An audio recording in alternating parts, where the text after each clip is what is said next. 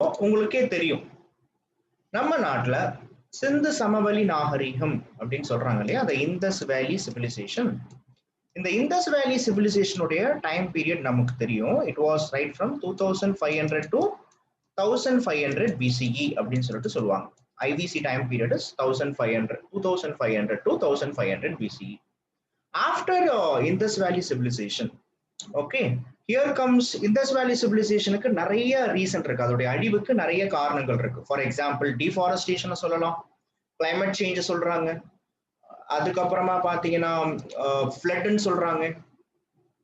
புரியுதுங்களா? So flood சொல்றாங்க. அதுக்கப்புறம் பாத்தீங்கன்னா எபிடமிக்ஸ் வந்திருக்கும், எதனா நோயால மக்கள் அழிஞ்சிருப்பாங்க அப்படின்லாம் சொல்றாங்க.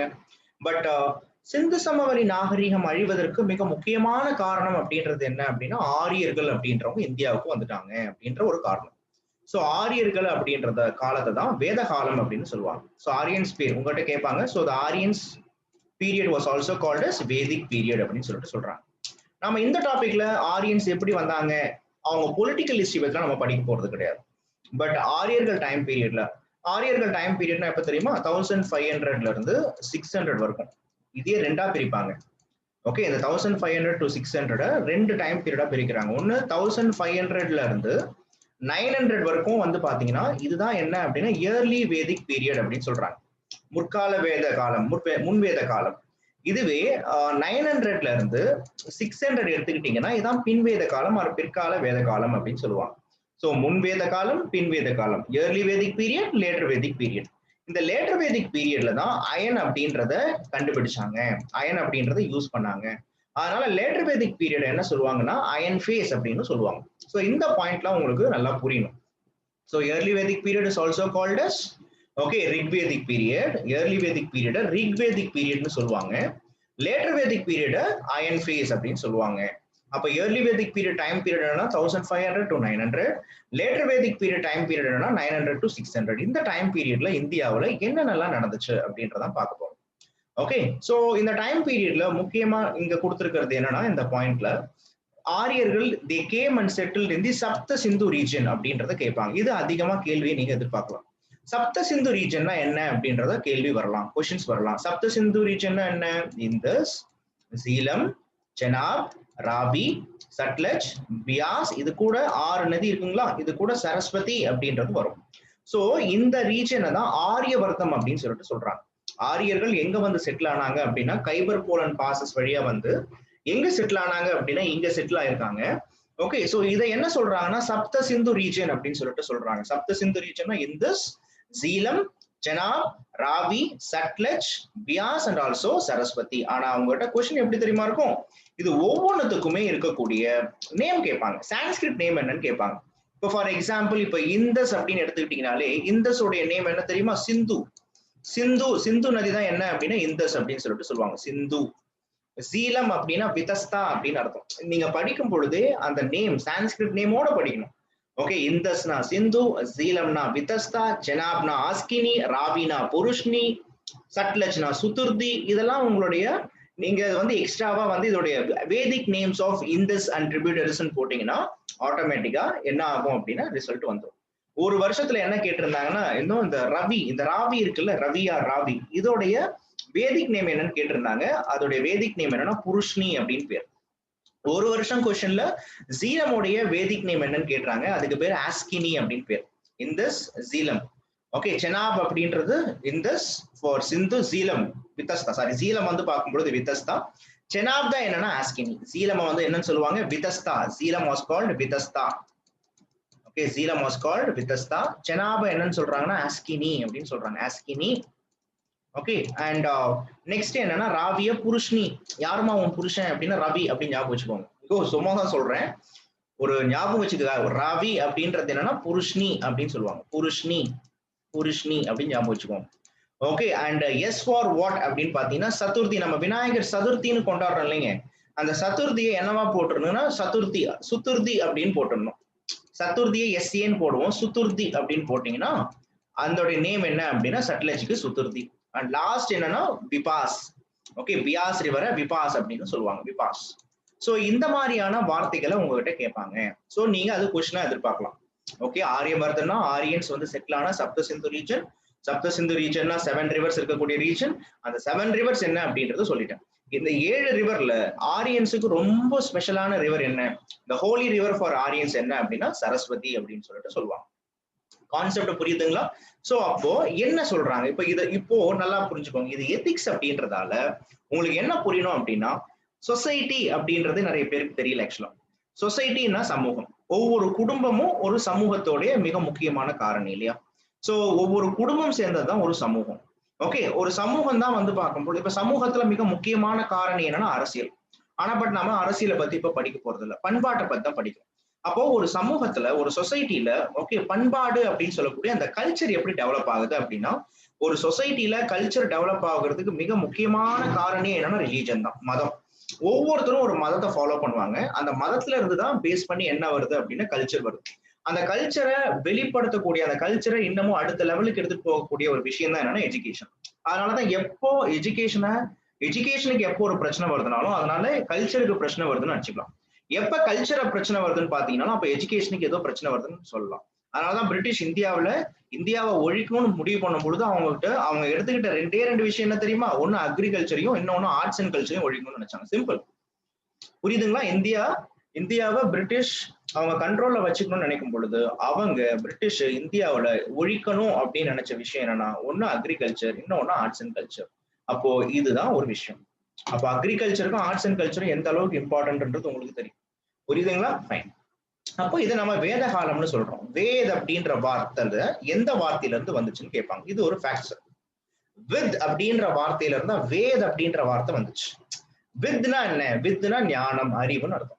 ஓகே, வித்யாலட்சுமி சரஸ்வதி சகலகலாவல்லின்னு சொல்றீங்க இல்லையா? வித் அப்படின்னா என்ன அர்த்தம் அப்படின்னா வித்னா அறிவு, ஞானம் அப்படின்னு அர்த்தம். ஓகே, அப்ப எத்தனை வித் இருக்கு, எத்தனை வேதங்கள் இருக்கு? வேதம்னாலே அறிவை குறிக்கிறது. ஓகேவா? சோ ஒவ்வொரு வேதமும் ஒரு பர்டிகுலர் ஞானத்தை அறிவை அடையக்கூடிய விஷயத்தை பத்தி பேசுது. அப்போ 4 விதமான வேதங்கள் என்ன அப்படின்னு பாத்தீங்கன்னா, ஓகே, சோ ரிக்வேதம், யஜுர்வேதம், சாமவேதம், அதர்வண வேதம். There are 4 types of Vedas. Rigveda, Yajurveda, Samaveda and also Atharva Veda or Atharvana Veda அப்படின்னு 4 வேதங்கள் இருக்கு. ஓகே, இந்த வேதங்கள் மட்டுமே இல்லாம இது கூட வேதங்கள் கழிச்சு நிறைய பிலாசபிஸ் இருக்கு. ஃபார் எக்ஸாம்பிள், ஓகே, வேதாஸுக்கு அப்புறமா உபவேதாஸ் அப்படின்னு ஒன்று இருக்கு. இந்த வேதாஸோடைய சபார்டினேட், அதான் உபவேதா அப்படின்னு சொல்லுவாங்க. வேதாஸ், ஓகே வெயிட் பண்ணுங்க. வேதாஸுக்கு அப்புறமா என்ன சார் இருக்கு அப்படின்னு சொல்லிட்டு பாத்தீங்கன்னா உபவேதா அப்படின்றது ஒண்ணு இருக்கு. ஓகே, வித் அப்படின்ற வார்த்தையில இருந்தா வேத் வந்துச்சு, வித்துல இருந்து தான் வேத் வந்துச்சு. ஓகே, வேதம் அப்படின்றது 4 வேதம், ரிக், யஜுர், சாம, அதர்வண வேதம். சோ இந்த வேதங்கள் அப்படின்றது இன்னும் ஆரியர்கள் காலத்துடைய ஒரு அறிவு களஞ்சியமா இருந்திருக்கு. இது தவிர்த்து இல்லாம நிறைய உபனிஷத்ஸ் அப்படின்றது இருக்கு. ஓகே, சோ உபனிஷத்ஸ் அப்படின்றது என்ன? Sitting in front of guru and gaining the knowledge. இப்ப நீங்க என் பக்கத்துல நீங்க உட்காந்து அரசு கிளாஸ் கவனிக்கல, இதே நீங்க என் பக்கத்துல உட்காந்து கிளாஸ் கவனிக்கிறீங்கன்னா இட் இஸ் லைக் உபனிஷத்ஸ் தான். ஏன்னா இன்னைக்கு நம்ம ஃபாலோ பண்ணக்கூடிய culture, this is new normal. ஆன்லைன்ல கிளாஸ் நடத்துறோம். ஆனா பட் ஒரு காலத்துல ஒரு மரமோ ஒரு குருவோடைய குடிசையோ இருக்கும். அந்த குடிசையில குரு உட்காந்துருப்பார். ஓகே, கண்ட மேனிக்கெல்லாம் வந்து ஒரு 2500 பீப்புள்ஸ்லாம் அங்க கிடையாது. ஒரு 10 பேர் தான் இருப்போம். அந்த 10 பேர்ல முக்கியமா அந்த நாட்டை ஆளக்கூடிய ராஜாக்களுடைய இளவரசர்கள்லாம் இருப்பாங்க. ஓகே, அந்த குருவுக்கு தெரிஞ்சவங்க, குருவுடைய சிஷ்யர்கள், இவங்கெல்லாம் ஒரு 10-15 பேர், 30-15 மேக்சிமம் பாத்தீங்கன்னா ஒரு 20 பேர் தான் இருப்பாங்க. சோ இதுதான் என்ன அப்படின்னா ஒரு மரத்துக்கு கீழேயோ அல்லது ஒரு வீட்டுக்கு கீழே என்ன பண்ணுவார்னா குரு கிளாஸ் நடப்பார். ஓகே, இதுக்கு அப்படி கிளாஸ் நடத்தும் பொழுது முக்கியமா என்ன சார் பாடம் அப்படின்னா வேதங்கள் தான் பாடம். ஓகே, வேதங்களை பத்தி படிச்சுட்டு வருவாங்க சிஷ்யர்கள், வேதங்களை குரு சொல்லி கொடுப்பாரு. So sitting in front of guru and gaining the knowledge, இதுதான் என்னன்னா உபனிஷத்ஸ். இந்த உபனிஷத்ஸ்ல குரு என்ன சொல்லுவாருன்னா நிறைய முக்கியமா எப்படி சொல்லலாம், தமிழ்ல எக்ஸாக்டான வார்த்தை என்ன அப்படின்னு பாத்தீங்கன்னா பிலாசபின்னு சொல்லுவாங்க, தத்துவங்கள்னு சொல்லுவாங்க. ஓகே, வேதாந்தம் சித்தாந்தம் அப்படின்னு சொல்லுவாங்க. சோ இந்த மாதிரி வேதாந்தம் சித்தாந்தம் அப்படின்றத என்ன பண்ணுவாங்கன்னா பேசுவாங்க, டிஸ்கஸ் பண்ணுவாங்க. அப்படி பார்க்கும்போது படிப்போம் என்னென்ன இருக்குன்னு பார்ப்போம். அப்படி பார்க்கும்பொழுது ரிக்வேதா, அப்ப ரிக்வேதாவை பத்தி இம்பார்ட்டன்ஸ் என்னன்னு கேக்குறாங்க. இந்த ரிக்வேதான் இருக்கு இல்லையா, இதுதான் உலகத்திலேயே ஓகே இந்த சொல்ல போனா பண்டைய உலகத்தை பத்தி, பண்டைய உலகம் மட்டும் இல்லாம இந்த அண்டம் எப்படி உருவாச்சு, அதோட இம்பார்ட்டன்ஸ் என்ன, இதை பத்தி எல்லாம் சொல்லப்பட்டிருக்கிறது எங்க அப்படின்னா ஓகே உபவேதா. எந்த வேதால சொல்லியிருக்காங்கன்னா ரிக்வேதால சொல்லியிருக்காங்க. ஓகேவா? So Rigveda is the oldest religious text. What is it? Rigveda. Rigveda is the oldest religious text.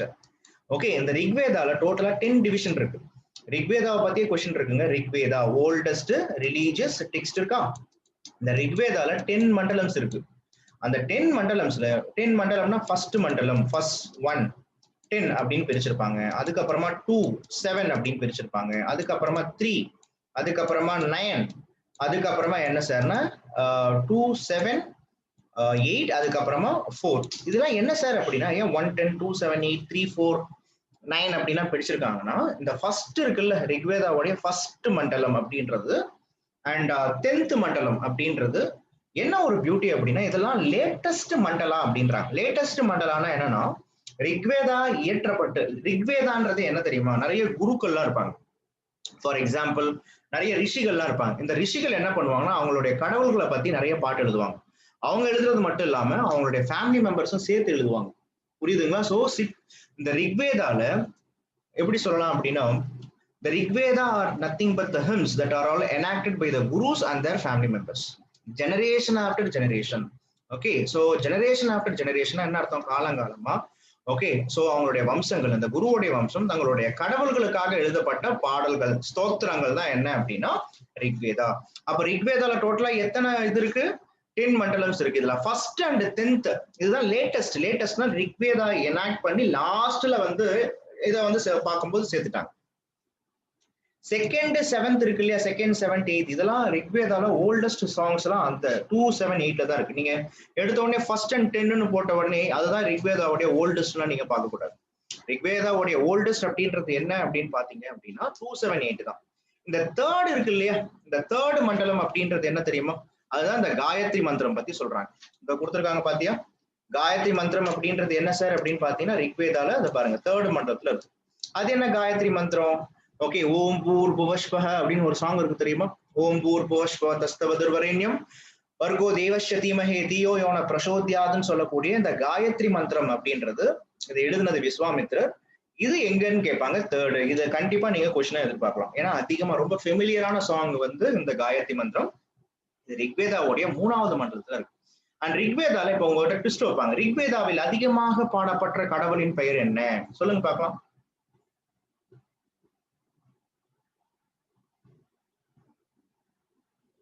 ரிக்வேதால எந்த சாமியை பத்தி அதிகமா பாடிருக்காங்க?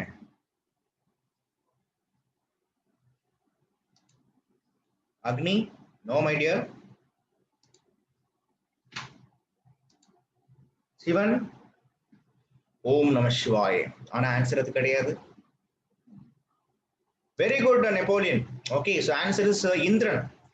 ரிக்வேத காலத்துல அதாவது ஏர்லி வேதிக் பீரியட்ல ஓகே இந்திரனை தான் இந்திரன் அப்படி. அதனாலதான் ஆரியர்களுடைய கடவுளே அந்த இந்திரா ருத்ரா வருணா வாயு அப்படின்றவங்க இவங்கெல்லாம் வந்து ஆரியர்கள். இவங்க ஏன்பா தமிழ்நாட்டுடைய கடவுளா வந்தாங்கன்னு நிறைய பிரச்சனை இருக்கு ஆக்சுவலா.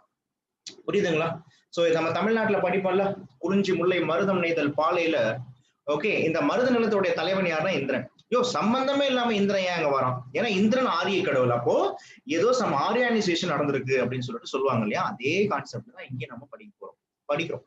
என்ன உங்களுக்கு புரியணும்னா ரிக்வேதால அதிகமான பாடல், அதுவும் ஏர்லி வேதிக் பீரியட்ல அதிகமான பாடல் யாருக்கு பாடப்பட்டிருக்கு அப்படின்னா யாருக்கு? இஸ் நன் அனதர் தான் அவர் பிலோவ்ட் இந்திரன். இந்திரனை எப்பயுமே புரந்தரன் அப்படின்ற வார்த்தையில சொல்றாங்க. இந்த புரந்தரன்னா என்னன்னா கோட்டைகளை தகர்ப்பவன் அப்படின்னு அர்த்தம். இந்த புரந்தரன் அப்படின்ற வார்த்தை தான் பராந்தகன் அப்படின்னு பின்னாடி மாறி போச்சு. தமிழ்ல நான் படிக்கிறீங்களா சோழர்கள் பீரியட்ல பராந்தக சோழா, அது என்னன்னா தமிழ் வடும். எதோடைய தமிழ் வடும்னா சமஸ்கிருதத்துல புரந்தரன் அப்படின்ற வார்த்தையை தமிழ்ல பராந்தகன் அப்படின்னு மாறி போச்சு. ஓகே, சோ பராந்தக சோழனை பத்தி கேள்விப்பட்டிருப்பீங்க. he was called the Ponvendha Chola. Okay, so தஞ்சாவூர்ல சிதம்பரத்துல இருக்கக்கூடிய நடராஜர் பெருமானுடைய கலசத்துக்கு, கலசம்னு சொல்ல மாட்டாங்க, அதை வந்து என்ன சொல்லுவாங்கன்னா விமானம்னு சொல்லுவாங்க. அந்த விமானத்துக்கு பொன்வேந்தார் அப்படின்னு சொல்லிட்டு ஒரு டேர்ம் இருக்கு. Okay, so golden proof. Very good. So Ponvendha Cholan யார் அப்படின்னு சொல்லிட்டு கேட்டாங்கன்னா பராந்தகன். சோ பராந்தகன்ற வார்த்தையை இந்திரனை தான் குறிக்கும். சோ இந்திரன் தான் ஃபர்ஸ்ட். ஓகேவா? ருத்ரன் அங்க இருக்குல்ல, இன்னைக்கு ருத்ரன்னா சிவன். ஆனா பட் ஒரு காலத்துல சிவனை வந்து பார்க்கும் பொழுது அவங்க ஓகே அந்த ருத்ரன் அப்படின்னு சொல்லியிருந்தாங்க. ஆனா பட் சிவனை விட இந்திரனுக்கு தான் ரிக்வேதால அதிகமான சாங் இருக்கு. இந்திரனுக்கு அப்புறமா அக்னி இருக்கு. அக்னிக்கு அப்புறமா தான் மற்ற பஞ்சபூதங்களுக்கு எல்லாம் வந்து பார்க்கும்போது என்ன பண்ணிருக்காங்க, அவங்க பாத்துலாம் வச்சிருக்காங்க. இந்த லேட்டர் வேதிக் பீரியட்ல தான் இந்த ரிக்வேதால, அதாவது ஏர்லி வேதிக் பீரியட்ல தான் Indra first god. But later Vedic பீரியட்ல படைத்தல், காத்தல், அழித்தல்னு சொல்லிட்டு, படைப்புக்கு பிரம்மா, காக்கிறதுக்கு விஷ்ணு அண்ட் அழிக்கிறதுக்கு சிவன் சொல்லிட்டு இந்த இந்த இதுதான் காட். காடுன்ற மீனிங்கே நிறைய பேருக்கு தெரியாது. ஜிஓடி காட், ஜெனரேட்டர், ஆபரேட்டர், டெஸ்ட்ராயர், இதுதான் காட் ஆக்சுவலா. சோ இந்த மாதிரியான கான்செப்ட் என்ன அப்படின்னு சொல்லிட்டு பார்க்கும்போது உங்களுக்கு புரிய வரணும். புரியுதுங்களா?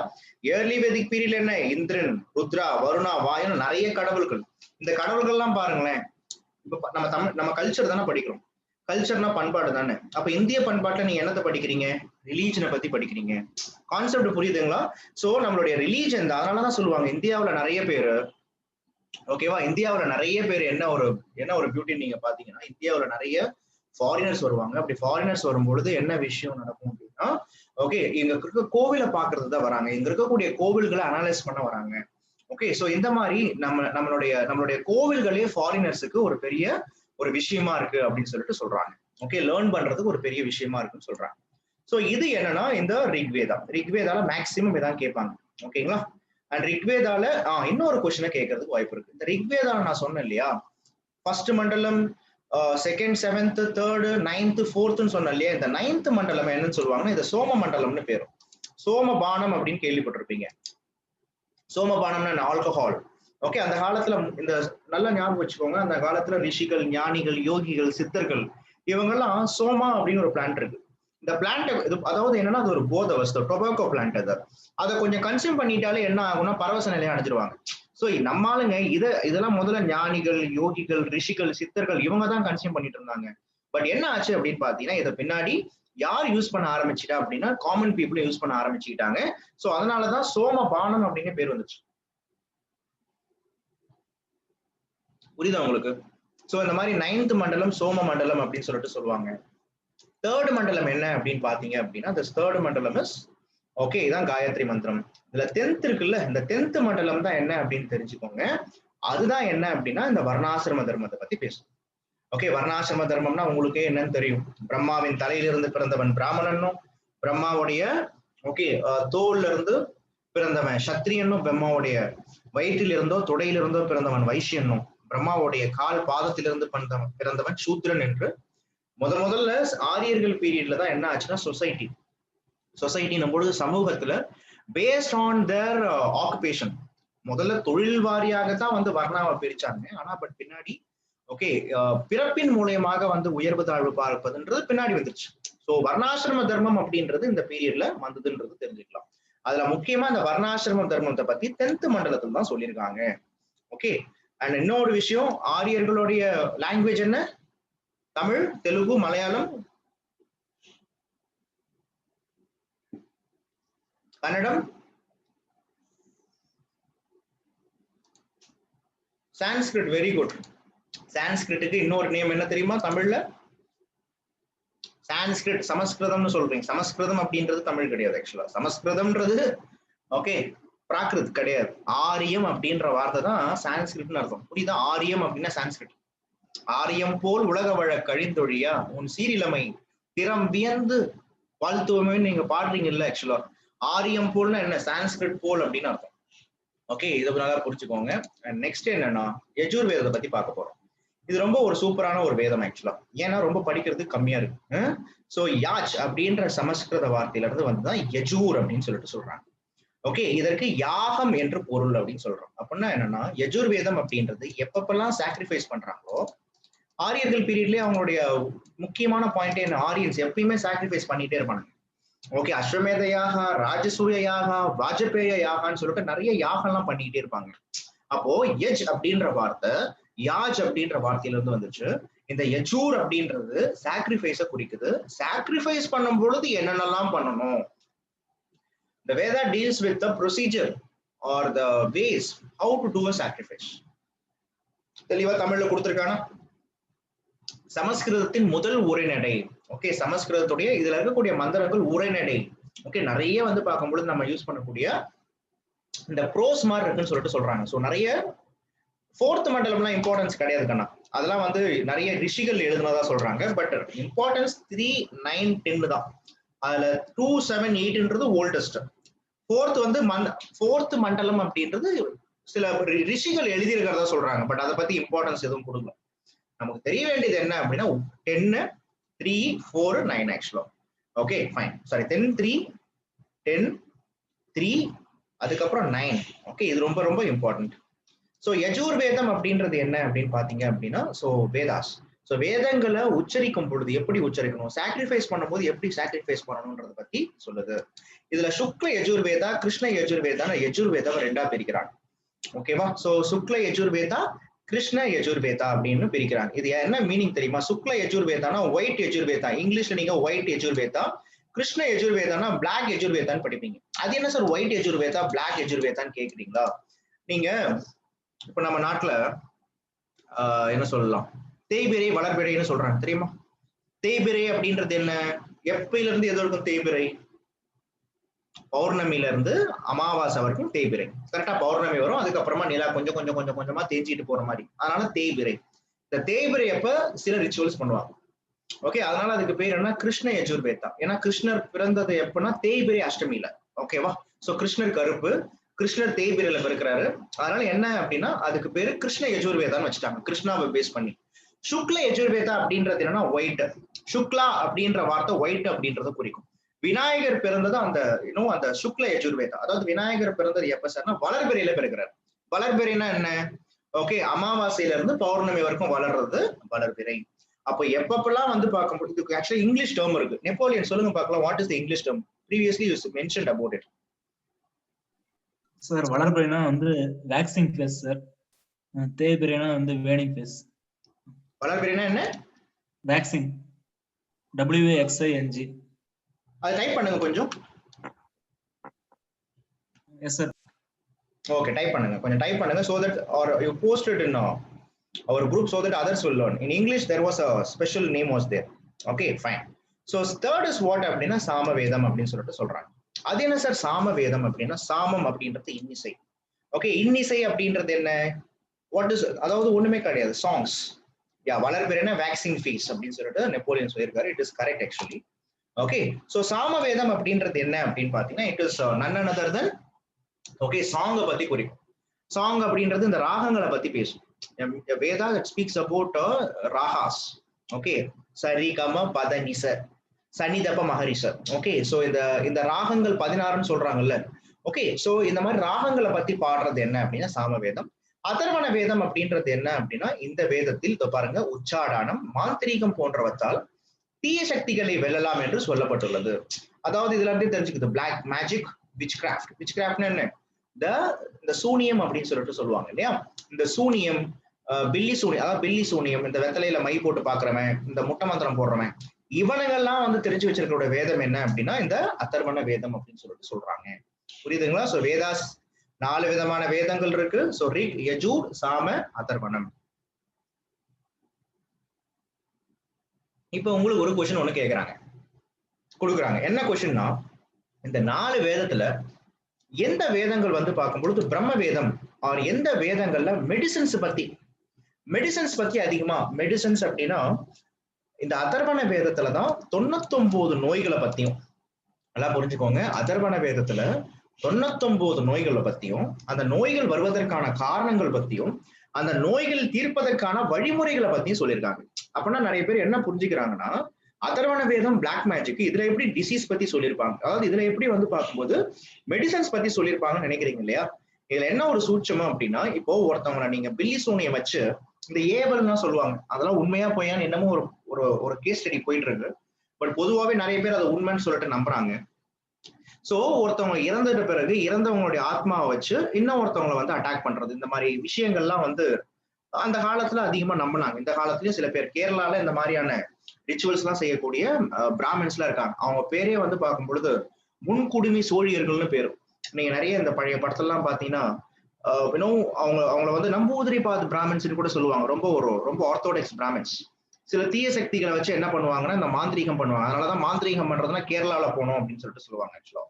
ஓகே, சோ இங்க என்ன நீங்க கூட இந்த தில்லுக்கு துட்டுன்னு சொல்லிட்டு ஒரு சந்தானம் படம் பார்த்திருந்தீங்கன்னா உங்களுக்கு தெரியும் ஆக்சுவலா.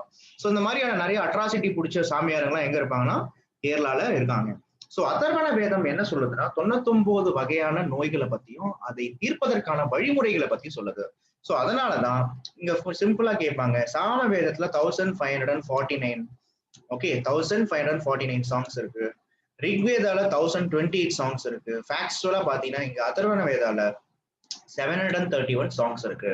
ஓகே, சோ இது அதர்வண வேதம் அப்படின்றது ரொம்ப ஸ்பெஷல். அதனாலதான் பாருங்க இங்க பாருங்க உபவேதான்னு கொடுத்து வச்சிருக்கானா. இந்த உபவேதம் அப்படின்றது என்ன அப்படின்னா ஒவ்வொரு வேதங்களுக்கும் கீழே இருக்கக்கூடிய சபார்டினேட் வேதாஸ்னா என்ன தெரியுங்களா?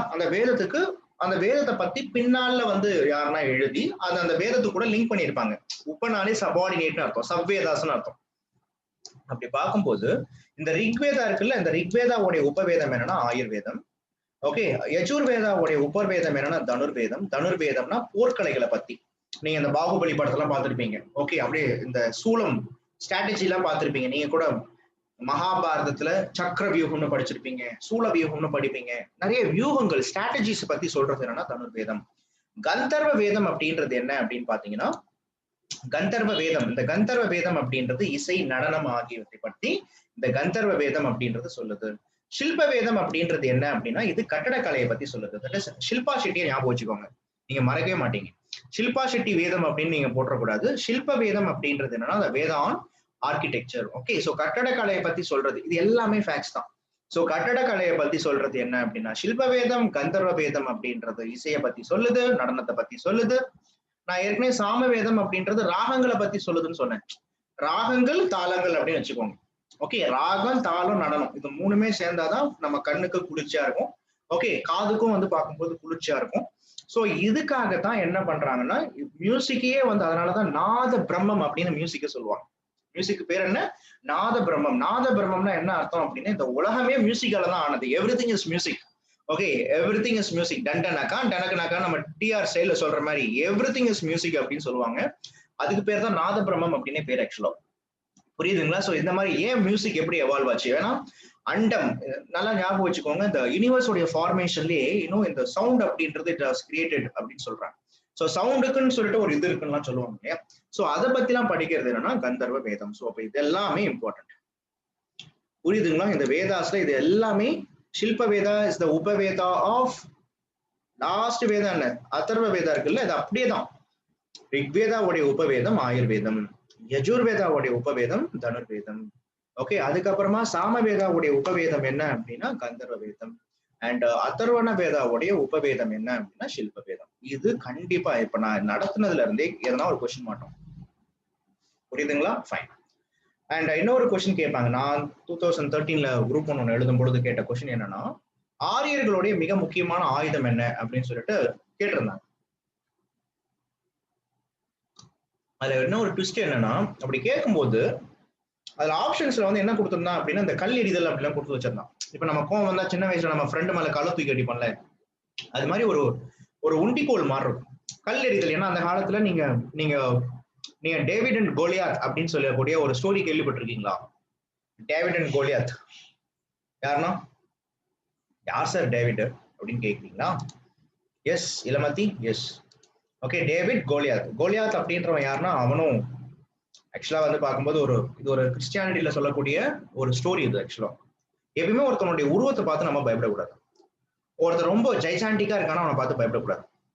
ஓகே, ஒருத்தனுடைய உடல் வலிமையை பார்த்தே அவன் ரொம்ப பெரியவன் நாமளே நினைச்சிடக்கூடாது. ஓகே, ஏன்னா உடல் வலிமையை விட இறைவனுடைய ஆசீர்வாதத்தால நமக்கு கிடைக்கக்கூடிய மன வலிமை அதிகம்னு சொல்லிட்டு பைபிள்ல ஒரு ஸ்டோரி இருக்கு. இந்த ஸ்டோரியை சொல்றது என்னன்னா கோலியாத் அண்ட் ஆல்சோ டேவிட் அப்படின்ற ஸ்டோரி. இந்த கோலியாத் யாருன்னா ஒரு பயங்கரமான அரக்கன் மாதிரி இருப்பான், ரொம்ப மோசமானவன், அவன் மேல யார் மேலும் இறக்கப்பட மாட்டான். அண்ட் முக்கியமா போர் குணம் கொண்டவன். அவன் கிட்ட பேசுறதுக்கு நிறைய பேர் பயப்படுவாங்க. இந்த கோலியாத் நிறைய நாட்டை பிடிச்சிட்டு வருவான். சோ நிறைய நாட்டை பிடிச்சிட்டு வரும் பொழுது ஒரு பர்டிகுலர் தேசத்தை பிடிக்க வரும் பொழுது அந்த நாட்டு மன்னனுக்கு ரொம்ப கவலையா இருக்கும். ஓகே, சோ அந்த நாட்டு மன்னன் என்ன பண்ணுவான் அப்படின்னா அந்த நாட்டுல இந்த கோலியாத்தை வெல்றதுக்கு ஆளே யாருமே இல்லை அப்படின்னு நினைச்சிட்டு ஃபீல் பண்ணிட்டு இருக்கும் பொழுதுதான் ஒரு சிறுவன், ஒரு சின்ன பையன், அவன் பேர் என்ன டேவிட். இந்த டேவிட் என்ன பண்ணுவான் அப்படின்னா சார் நான் வந்து கோலியாத்தை டிஃபீட் பண்றேன் அப்படின்னு. எப்படிப்பா உன்னால முடியும் அப்படின்னா அவன் சிம்பிளா சொல்லுவான், இல்ல எனக்கு கடவுளுடைய ஆசீர்வாதம் இருக்கு அப்படின்னு. ஓகே, இவன் எப்படா என்னடா பண்ண போறான் அப்படின்னு சொல்லிட்டு இவனை அலோவ் பண்ணுவாங்க. இந்த கோலியாத் முன்னாடி இந்த டேவிட் இன்னும் ஒரே ஒரு அந்த நான் சொன்னேன் இல்லையா அந்த கையில அந்த பாக்குறதுக்கு ஒரு சின்ன அந்த கல்லை வச்சு எரியக்கூடிய ஒரு ஆயுதம். ஓகே, ஒரு கோட்டிப்புல் மாதிரி இருக்கும் ஆக்சுவலா. ஓகே, இந்த மாதிரி ஒரு ஆயுதம் மாதிரி ஒண்ணு வச்சிருப்பாங்க. ஒரு கையில ஒரு நீங்க கூட இந்த குருவிக்காரங்க எல்லாம் கேள்விப்பட்டிருப்பீங்க, இவங்க எல்லாம் கையில வச்சிருப்பாங்க ஆக்சுவலா. சோ இந்த மாதிரி ஒரு ஆயுதம் தான் வச்சிருப்பான். கோலியாத் ஆப்போசிட்ல பயங்கரமா ஆயுதம்லாம் வச்சுட்டு நின்றுட்டு இருப்பான். பட் டேவிட் என்ன பண்ணுவான்னா நல்லா சாமி கிட்ட வேண்டிக்கிட்டு ஓகே ஒரு கல் எடுப்பான். எஸ் கவன் ஒரு கல்லை எடுத்து நல்லா சுத்தி என்ன பண்ணுவான் அப்படின்னா எக்ஸாக்டா கோலியத்தோடைய நெத்தியை பார்த்து அடிப்பான். அந்த கல்லு ஸ்ட்ரெயிட்டா வந்து ஒரே ஒரு அடி நெத்தியில அடிக்கும். அந்த ஸ்பாட் கோலியாத் செத்து போயிடுவான். ஓகே சோ இந்த சின்ன பையன் தான் டேவிட். சொல்ல போனா ஒரு ஆடு மேய்க்கிறவன். அவன் எப்படா வந்து பார்க்கும் பொழுது பண்ணான் அப்படின்றதுதான் S that is the point here. So அவன் எப்படி ஜெயிச்சான் அப்படின்ற பொழுது எல்லாம் இறைவனுடைய ஆசீர்வாதத்துல. அதனாலதான் உடல் வலிமையை விட மன வலிமை உள்ளத்து வலிமை ரொம்ப பவர்ஃபுல் அப்படின்னு சொல்லிட்டு பெரியவங்க சொல்லுவாங்க. ஓகே சோ இதை எப்படி சொல்லுவாங்க அப்படின்னா இதை இன்னைக்கும் இன்னும் டேவிட் அப்படின்றத இஸ்ரேலையும் கோலியாத் அப்படின்றத பாலஸ்தீனத்தையும் வச்சு இன்னைக்கு நிறைய ஓகே அப்படியே போயிட்டு இருக்கு. ஃபைன். சோ இது ஒரு விஷயம். சோ உபனிஷத்ஸ்னா என்ன அப்படின்னா சிட்டிங். நான் சொன்னேன் இல்லையா, sitting in front of guru and gaining knowledge. பாருங்க, உபநிடதம் என்றால் உபனிஷத் என்று சொல்லிருக்கு அருகில் அமர்தல் என்று பொருள். பிரம்மச்சாரியான மாணவன் தன் குருவின் அருகில் பயபக்தியுடன் அமர்ந்து அறிவை பெற வேண்டும் என்பதையே இது வலியுறுத்துகிறது. உபநிடங்கள் கடவுள், ஆன்மா, உலகம், கர்மவினை, வீடு பேறு போன்ற கருத்துக்களை ஆராய்ந்து தெளிவான விளக்கங்களை உலகிற்கு சொல்கிறது. எப்படின்னு நீங்க படிக்கிறீங்க. இப்போ உங்களுக்கு என்ன கர்மண்டா நீங்க சொல்றீங்க அப்படின்ற மாதிரி இருக்கும். கரெக்டா? கடவுள்னா உங்களுக்கு புரியும். ஆன்மானா என்ன? சவுல். ஓகே, உலகம்னா என்ன? உலகம். சரி, ஓகே உலகம். கர்ம வினை, அது என்ன கர்ம வினை? ஒருவேளை கர்மாவா இருக்குமோ? சரி, ஓகே. வீடு பேரு, நமக்கு தான் வீடு இருக்கே. பேருனா கல்யாணம் பண்ணி குழந்தை பெற்றுக்கிறது. ஓகே, ஜாலி அப்படின்லாம் நீங்க நினைச்சுக்கிட்டு படிச்சு மனப்பாடம் பண்ணுவீங்க. கரெக்ட் தானே? ஆனா இதுல ஒரு ட்விஸ்ட் இருக்கு. என்ன ட்விஸ்ட்னா, இதுதான் இந்தியாவுடைய இந்து மதத்துடைய சாராம்சமே. இதை பேஸ் பண்ணி தான், இதை தெளிவா புரிஞ்சாதான் உங்களுக்கு புத்திசம் ஜெயினிசம்லாம் புரியும். இந்து மதத்துல என்ன சொல்றாங்கன்னா, சவுல்னு சொல்லக்கூடிய ஆத்மாவை தான் நம்பர் 1 வச்சாங்க. ஒவ்வொருத்தருக்கும் ஆத்மா இருக்கு. சவுல் ஓகே, இந்த ஆத்மா வீடு பேர் அடையணும். வீடு பேர் அடையிறதுனா, வீடு பேருன்னு போட்டிருக்காங்களா, அதுக்கு பேர் தான் என்னன்னா மோக்ஷான்னு பேர். ஆத்மா என்ன ஆகணும்? மோட்சத்தை அடையணும். மோட்சத்தை அடையணும், அந்த ஆத்மா திருப்பி வரக்கூடாது. இந்த உலகத்துக்கு படைப்புன்றதுல வரக்கூடாது. அதாவது திருப்பி ரீபர்த் அப்படின்னு வரக்கூடாது. கடவுளை அடையணும். ஓகே, பிறக்கக்கூடிய ஒவ்வொரு ஆத்மாக்களும் கடவுளை அடைய வேண்டும். So individual Saul ultimate Saul கூட இணையணும். அப்போ இப்போ நான் போய் ரோட்ல ஒருத்தன் போயிட்டு இருக்கேன், தம்பி இண்டிவிஜுவல் சவுல் அல்டிமேட் சவுல் உள்ள அடையணும், அதனால நீங்க ஒழுங்காரு அப்படின்னா என்ன பண்ணுவோம்? செப்பல்லே அடிச்சு ஓடி போயிடுவோம். கரெக்டா? என்ன யாரை பத்தி என்ன சொல்ற அப்படின்னு நாம ஒருத்தனுக்கு அறிவுரை சொன்னா இந்த உலகம் நம்மள பைத்தியக்காரன்னு சொல்லிட்டு சொல்லுவாங்க. பிலாசபி பேசினா இவனுக்கு வேற வேலை இல்லை, he was a failed man அப்படின்னு சொல்லுவாங்க. ஆனா பட் ஒரு காலத்துல இப்போ இதே பிலாசபியை இப்போ ஒரு பெரியவர் சொல்றாருன்னு வச்சுக்கோ, ஒரு வயசானவங்க சொன்னா, அண்ட் இதே பிலாசபியை வாழ்க்கையில எல்லாம் சாதிச்சவன் சொன்னான். இப்போ ஃபார் எக்ஸாம்பிள் இப்போ அப்துல் கலாம் ஒரு பிலாசபி சொல்றாரு, நீ கவனிக்க மாட்டீங்களா என்ன? ஓகே, சோ இதுதான் விஷயம். அப்போ அந்த காலத்துல இந்த பிலாசபியை மக்கள் கிட்ட தெரியப்படுத்துறதுக்கு, மக்கள் கிட்ட ஃபேமஸ் பண்றதுக்கு என்ன பண்ணாங்க அப்படின்னா, கடவுள் அப்படின்றத எடுத்துட்டு வந்தாங்க. தம்பி, நீ நல்லது பண்ணணும், கெட்டது பண்ணக்கூடாது. நீ நல்லது பண்ணா, இதான் கர்மா அப்படின்னு ஒரு கான்செப்ட். ஆக்சுவலா நீ நல்லது பண்ணா உனக்கு நல்லதுதான் நடக்கும், கெட்டது பண்ணா உனக்கு கெட்டது நடக்கும். கெட்டது நடக்கணும் என்ன? Good deeds, bad deeds. Yes, exactly.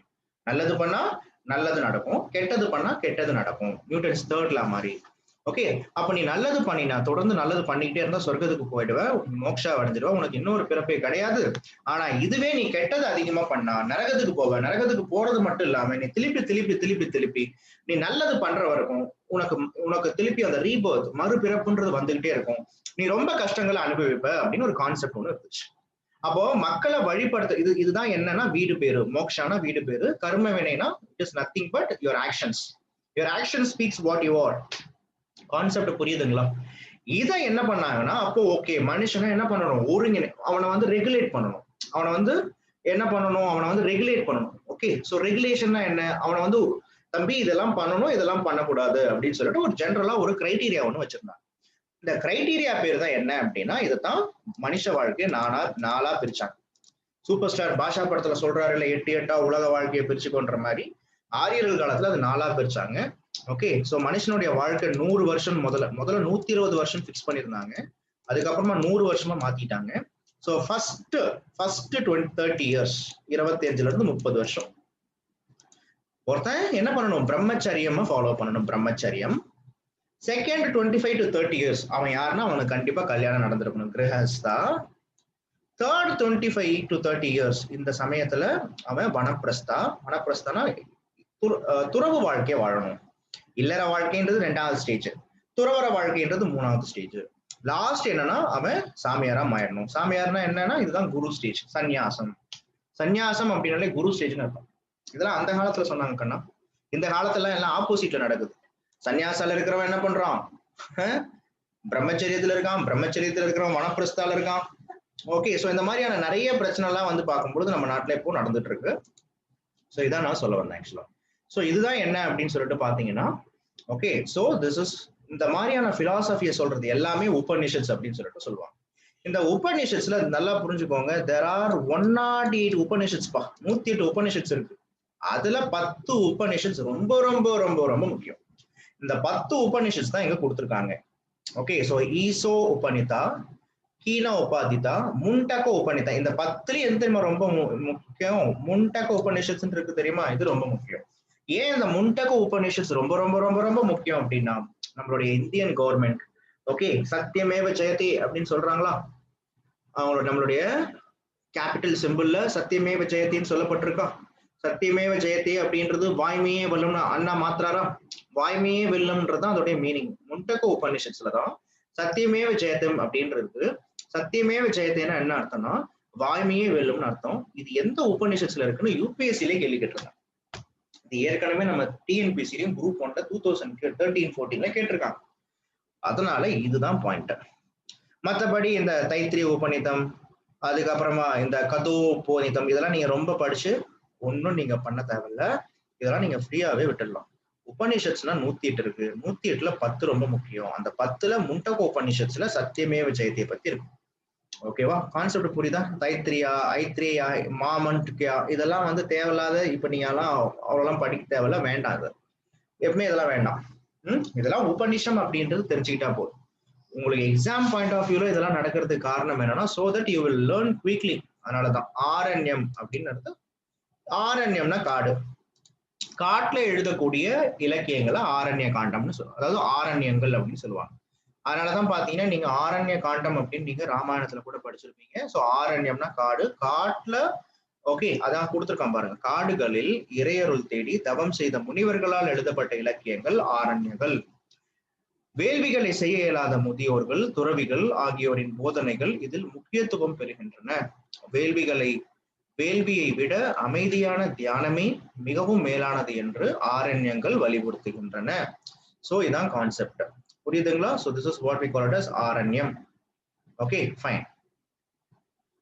இதுல ஆக்சுவலா சும்மா கொடுத்துருக்காங்க இந்திய பண்பாட்டு வளர்ச்சி, இந்த மாதிரி ஸ்கொயர் பிராக்கெட்ல எல்லாம் போட்டதை நீங்க படிங்க. இந்திய பண்பாட்டு வளர்ச்சியின் உச்சமே உபனிஷத்ஸ் என்று டேஷ் என்பவர் கூறுகிறார்னு கேட்பாங்க. அமுர் டி ரின், ரின்னு ஞாபகம் வச்சுக்கோங்க, ரின் சோப்பை ஞாபகம் வச்சுக்கோங்க. ஸோ ரின் சோப் வந்து சொல்லியிருக்கு, என்ன சொல்லியிருக்கு, இந்திய பண்பாட்டு வளர்ச்சியின் உச்சமே உபனிஷத்ஸ் அப்படின்றது ஒரு ரின் சோப் சொன்னா எப்படின்றது ஞாபகம் வச்சுக்கோங்க. ஸோ சொன்னவர் யாருன்னா அமுர் டி ரின் அப்படின்ற ஒரு பெரியவர். ஓகே, ஜெர்மானியரான ஷோபன்ஹோவர், ஓகே ஷோபன்ஹோவர், கசினி முதவதின் அவைப்புலவர் அல்பெருனி ஆகியோரும் உபநிஷங்களை பத்தி புகழ்ந்து சொல்லியிருக்காரு. அப்ப அல்பெருனியும் உபநிஷத்ஸ் பத்தி சொல்லியிருக்காருன்னா சொல்லியிருக்காரு. Okay fine. அப்ப யாருடைய கோட் போயிட்டு, கஜினி முகமதுடைய கோட் போயிட்டு தான் அல்பெருனி அப்படின்றது நமக்கே தெரியுது. ஆதிசங்கரர், ராமானுஜம் ஆகியோரின் தத்துவங்களை இன்றளவும் லட்சக்கணக்கான மக்கள் போற்றுவதற்கு அவை உபநித கருத்துக்களை கொண்டிருப்பதே காரணம் என்று வின்டர் நீட்ஸ் என்பவர் சொல்லுகிறார். ஓகே, இப்போ இதுல பாருங்க, இந்த ஸ்கொயர், இந்த ரெக்டாங்கிள் இதுலயே, இந்த பாக்ஸ்லயே 4 கேள்வி இருக்கு ஆக்சுவலா. ரென்னு பத்தி இருக்கு, ஓகே அல்பெருனி பத்தி இருக்கு, இது அமீர் குஷ்ரோன்னு கொடுத்துருவான், நீங்க ஆமா இல்ல அப்படின்னு போட்டுருவீங்க, அதெல்லாம் ராங் ஆக்சுவலா. அப்ப வாட் இஸ் ஆரண்யம்? ஆரண்யம் என்ன பிரவீன் சொல்லுங்க, வாட் இஸ் ஆரண்யம்? Praveen you there? Praveen is not there. Ilamati, what is Aranyam? Forest, sir. Very good. So Aranya Kandam Ramayanathula varudha, Mahabharathula varudha? Ramayanam. ஏன் அவ்வளவு டவுட்டா சொல்றீங்க? ராமாயணத்துல தான் வருது. Okay. Okay, sir. Very good, fine. So Archana. Yes, sir. What is Upanishads? இது குருவுக்கு முன்னாடி உட்கார்ந்து கல்வி கத்துக்கிற முறை தான் உபனிஷத்ஸ். சோ முண்டக உபனிஷத்ஸ் எதை பத்தி சொல்லுது? சத்தியமேவ ஜெயத்தை பத்தி சொல்லுது. டோட்டலா எத்தனை உபனிஷத்ஸ் இருக்கு? 108. Very good, fine. உங்களுக்கு எந்த உபநிஷத்து பிடிக்கும்? எனக்கு உபனிஷத்து தெரியாது. உபநிஷத்து பிடிக்காது, தெரியாது. வெரி குட், இப்படிதான் இருக்கும். Okay, fine, thank you. Then here comes the next thing. இதான்ப்பா, இது வந்து ஆரண்யங்கள்னு பஞ்சாச்சா. அண்ட் நெக்ஸ்ட் என்ன அப்படின்னா, இங்கதான் இது ஆட்சி முறை பத்தி இருக்கு. ஆட்சி முறைனா என்னன்னா பாலிட்டி பத்தி. ரொம்ப சிம்பிளா தெரிஞ்சுக்கோங்க. வேத காலங்கள்ல ராஜா தான் பெரியவர். இயர்லி வேதிக் பீரியட்ல, அதாவது முன்வேத காலம் இருக்குல்ல, இந்த இயர்லி வேதிக் பீரியட்ல ராஜா தான் பெரியவர். ராஜன் ஆர் ராஜா.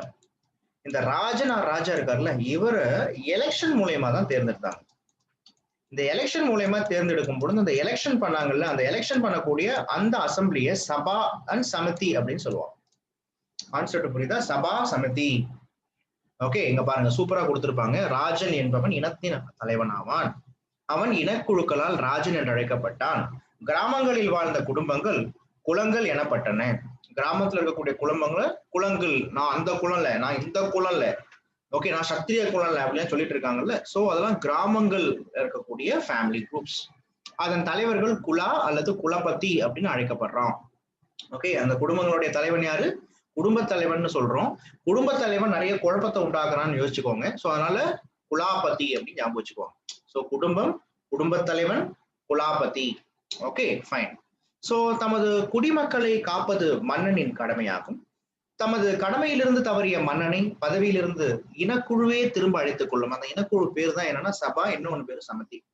இந்த இனக்குழு 2 குழு இருக்குல்ல, இனக்குழுனா 2 குழு இருக்கும். ஒன்னு சபா, இன்னொன்னு சமிதி. இதுல ரெண்டுத்துலயும் எது பவர்ஃபுல்னு கேட்பாங்க. சமிதி தான் power. Sabha is a local assembly, samiti is the national assembly அப்படின்னு நான் இங்கிலீஷ்ல சொல்லுவேன். அப்படின்னா என்னன்னா, இப்போ ஒரு கிராமம் இருக்குன்னா, ஒரு கிராமத்துல அந்த கிராமத்துல இருக்கக்கூடிய மக்கள் ஒரு கிராம தலைவனை சூஸ் பண்ணுவாங்க. நிறைய கிராம தலைவர்கள்லாம் ஒரு அசம்பிளில இருப்பாங்க. அதுக்கு பேர் தான் சமிதின்னு பேர். அது பேர் தான் இனக்குழுன்னு பேரு தமிழ்ல கொடுத்திருக்காங்க. லாஜிக் புரியுதா உங்களுக்கு? அப்போ ஒரு ரூலரையே இன்டைரக்ட் எலெக்ஷன் மூலமா தான் சூஸ் பண்ணிருக்காங்கன்றது உங்களுக்கு தெரியணும். அப்ப இயர்லி வேதிக் பீரியட்ல எலெக்ஷன் இருந்ததானா? ஆமா அப்படின்னு நீங்க சொல்லணும். கான்செப்ட் புரியுதா உங்களுக்கு? புரியுதா புரியலையா? எஸ். அப்போ இங்க பாருங்க, ராஜ்ய தர்மம். அடிக்கடி நீங்க இந்த மகாபாரதத்துல விஜய் டிவில இதுதான் ராஜ்யத்தின் தர்மம் அப்படின்னு ரொம்ப பயங்கரமான கொக்கரிப்பாங்க. கரெக்டா? ஓகே, அதுவும் பீஷ்மர்லாம் வந்து பேச ஆரம்பிச்சாருன்னா, ஐயோ என்னல நீ மட்டும் பேசிக்கிட்டே இருக்கன்ற மாதிரி பேசுவார் அவர். ஓகே, சோ ராஜ்ய தர்மம். ராஜ்ய தர்மம் என்னையா ராஜ்ய தர்மம் அப்படின்னா, அரசனின் அன்றாட பணிகள், எல்லையை வரையறுக்கப்பட்டது, மன்னனின் அதிகாரம், அவரது கடமையின் எல்லை, விதிமுறைகள் ஆகியவற்றை ராஜ்ய தர்மம் அப்படின்னு சொல்றாங்க. ஓகே, ஒரு ராஜா அப்படின்னா அவன் ஜஸ்ட் சும்மா ஜாலியா இருப்பான்லாம் கிடையாது. அவனுக்குன்னு சில ஒர்க் எல்லாம் வந்து பார்க்கும்போது கொடுக்கப்பட்டிருக்கு. ஒரு மன்னன் அவனுடைய கடமையிலிருந்து தவறப்படுகிறான் அப்படின்னு கருதும் பொழுது அந்த மன்னனை வந்து பார்க்கும் பொழுது தூக்கக்கூடிய அதிகாரம் அப்படின்றது அன்னையிலே இருந்திருக்கு. அதனால ராஜ்ய தர்மம்னா என்ன அப்படின்னா, it is nothing but the codes and behavioural norms for the ruler அப்படின்னு நீங்க ஞாபகம் வச்சுக்கலாம். Okay, fine. சோ தன்னிச்சையாக செயல்பட முடியாமல் ஆலோசனை குழு ஏற்படுத்தப்பட்டது. இங்கதான் பாருங்க, ஒரு ரூலர் நினைச்ச மாதிரி. அப்ப இயர்லி வேதிக் பீரியட்ல நமக்கு என்ன தெரியுது? Ruler he can never and ever he can act arbitrarily. நினைச்ச மாதிரிலாம் இருக்க முடியாது. அவனுக்கு கைட் பண்றதுக்கு ஆலோசனை குழு அப்படின்னு ஒண்ணு இருக்கு. இந்த ஆலோசனை குழு தான் பின்னாடி மினிஸ்டர்ஸா ஃபார்ம் பண்றாங்க. புரியுதுங்களா? பாருங்க, மன்னனுக்கு பாருங்க, நிலங்கள் மன்னனுக்கு மட்டுமே சொந்தமானதல்ல, அவரது இனக்குழுவிற்கு சொந்தமானது. இது அப்ப கேட்பாங்க, பிரைவேட் ப்ராப்பர்ட்டி அப்படின்றது இயர்லி வேதிக் பீரியட்ல இருந்திருக்கா அப்படின்னு சொல்லிட்டு கேட்பாங்க. இயர்லி வேதிக் பீரியட்ல பிரைவேட் ப்ராப்பர்ட்டி எல்லாம் கிடையாது. ராஜாவாவே இருந்தாலும் அந்த நிலம் யாருக்கு சொந்தம்னா அவனுடைய கம்யூனிட்டிக்கு தான் சொந்தம். ஆனா பட் பின்னாடி என்ன ஆச்சு அப்படின்னு சொல்லிட்டு பார்க்கும் பொழுது, ஓகே, பின்னாடி என்ன ஆச்சு அப்படின்னு பார்க்கும் பொழுது என்ன ஆயிருக்கு? சோ பிரைவேட் ப்ராப்பர்ட்டி பின்னாடி வந்தாச்சு. அப்ப இங்க கொடுத்துருக்காங்க பாருங்க, முன்வேத கால அரசனின் ஆலோசகர்கள். இப்ப யார் யாரெல்லாம் இருந்திருக்காங்க அப்படின்னு பாருங்க. முன்வேத காலத்தில் வசிஷ்டர் அப்படின்னு இருந்திருக்காரு, விஸ்வாமித்திரர் இருந்திருக்காரு. இவங்கெல்லாம் தலை சிறந்த அரச குருவாக திகழ்ந்தனர். அரசனுக்கு குரு, ஆலோசனை கொள்ளக்கூடியவர். அரசவையின் விழாக்களை கொண்டாடுவது முதல் அரசன் போருக்கு செல்லும் நாள் எது என்பதை தீர்மானிக்கும் வரையிலான திட்டத்தை இவர்களே வகுத்தார்கள். அப்போ யார் யாருன்னு வசிஷ்டர், விஸ்வாமித்திரர்லாம் ராஜகுருவா இருந்திருக்காங்க. ஓகே, படைகளின் அமைப்பு அப்படின்றது ஒண்ணுமே இல்லை. அந்த காலத்துல எந்த விதமான படைகளை யூஸ் பண்ணாங்கன்னா 4 வகை படைகளை அதிகமா யூஸ் பண்ணாங்க. முக்கியமா யானை படைகளை யூஸ் பண்ணியிருக்காங்க. 4 வகை படைகள்ன்றது இந்தியாவுக்கு ரொம்ப ஃபேமஸ். ஓகே, இது தவிர்த்து இல்லாம ஆரியர்கள் வில்லம்பு, பவ் அண்ட் ஆரோலாம் அதிகமா அவங்களுடைய ஸ்பெஷல் ஆயுதமா இருந்துச்சு. ஏன்னா ஆரியர்கள் அப்படின்னாலே அவங்களுடைய ஸ்பெஷல் வெப்பன் என்னன்னா it is bow and arrow. ஏன்னா குதிரையில உட்காந்துக்கிட்டு ஆரியர்கள் வந்து பார்க்கும்பொழுது என்ன பண்ணிருக்காங்கன்னா அதிகமா அட்டாக் பண்ணிருக்காங்க அப்படின்னு சொல்லிட்டு சொல்றாங்க ஆக்சுவலா. ஸோ இது ஒரு விஷயம். அண்ட் ஏர்லி வேதிக் பீரியட்ல ஹவ் வாஸ் த ஜஸ்டிஸ் அப்படின்னா ரொம்ப சிவியரா இருந்துச்சு. தப்பு பண்ணா யாரா இருந்தாலும் சரி ஓகே கடுமையா தண்டிக்கப்பட்டாங்க. முக்கியமா கொள்ளையடிக்கிறவனுக்கு, திருடுறவனுக்கு, முக்கியமா பசுவதை செய்பவனுக்கு, இவங்களுக்குலாம் ரொம்ப அதிகமா பிரச்சனை இருந்துச்சு. சபைகள் அப்படின்னும் பொழுது இன்னும் சபையை ரெண்டா பிரிக்கிறாங்க. ஒண்ணு சபா சமிதி, இன்னொன்னு சொல்றாங்க விதாதா அப்படின்றது. இது எல்லாமே ஒரு ராஜாவை எப்படி தேர்ந்தெடுக்கிறாங்க, எப்படி சூஸ் பண்றாங்க அப்படின்றத பத்தி இருக்கு. இங்கதான் என்ன அப்படின்னா அப்ப அந்த எப்பயுமே உங்ககிட்ட கொஸ்டின் எப்படி தெரியுமா கேட்பாங்க, முன்பே ஒரு சமூக நிலை பத்தி சொல்லுன்னு கேட்பாங்க. சமூக நிலை அப்படின்னா என்ன அப்படின்னா சமூக நிலைன்னா என்ன, இப்ப இந்த ஒரு சமூகத்துல யார் யாரெல்லாம் என்னென்ன விதமான ஆக்குபேஷன் பண்ணிட்டு இருந்தாங்க. சமூகம் ரொம்ப சைலண்டா இருந்துச்சா? இப்ப ஃபார் எக்ஸாம்பிள் முன்வேத கால சமூகத்தின் அடிப்படை குடும்பம் ஆகும். Family is the social unit. அப்ப பாயிண்ட் நம்பர் 1. அப்ப இது ஒரே இந்த லைனை அசர்ஷன் ரீசனிங் அண்ட் அசர்ஷன்ல கொடுத்துருவா. முன்வேத கால சமூகத்தின் அடிப்படை குடும்பம் அப்படின்னா ஆமா குடும்பம் தான். குடும்பத்தின் தலைவன் யாருன்னா தந்தை. அதாவது கிரகபதி, கிரக அப்படின்னா வீடு, கிரக பிரவேசம்ன்றீங்கல்ல. சோ கிரக பிரவேசம்னா என்ன, வீட்டுக்குள்ளார போறீங்க. அந்த மாதிரி கிரகபதி அப்படின்னா யாரு அப்படின்னா நான் ஏற்கனவே சொன்னேன் குலாபதி அப்படின்னு. ஓகே, குலாபதிக்கு அப்புறமா யாரு அப்படின்னா அந்த குடும்பத்துடைய தலைவனான தந்தை. தந்தை வந்து பார்க்கும் பொழுது கிரகபதி அப்படின்றாங்க.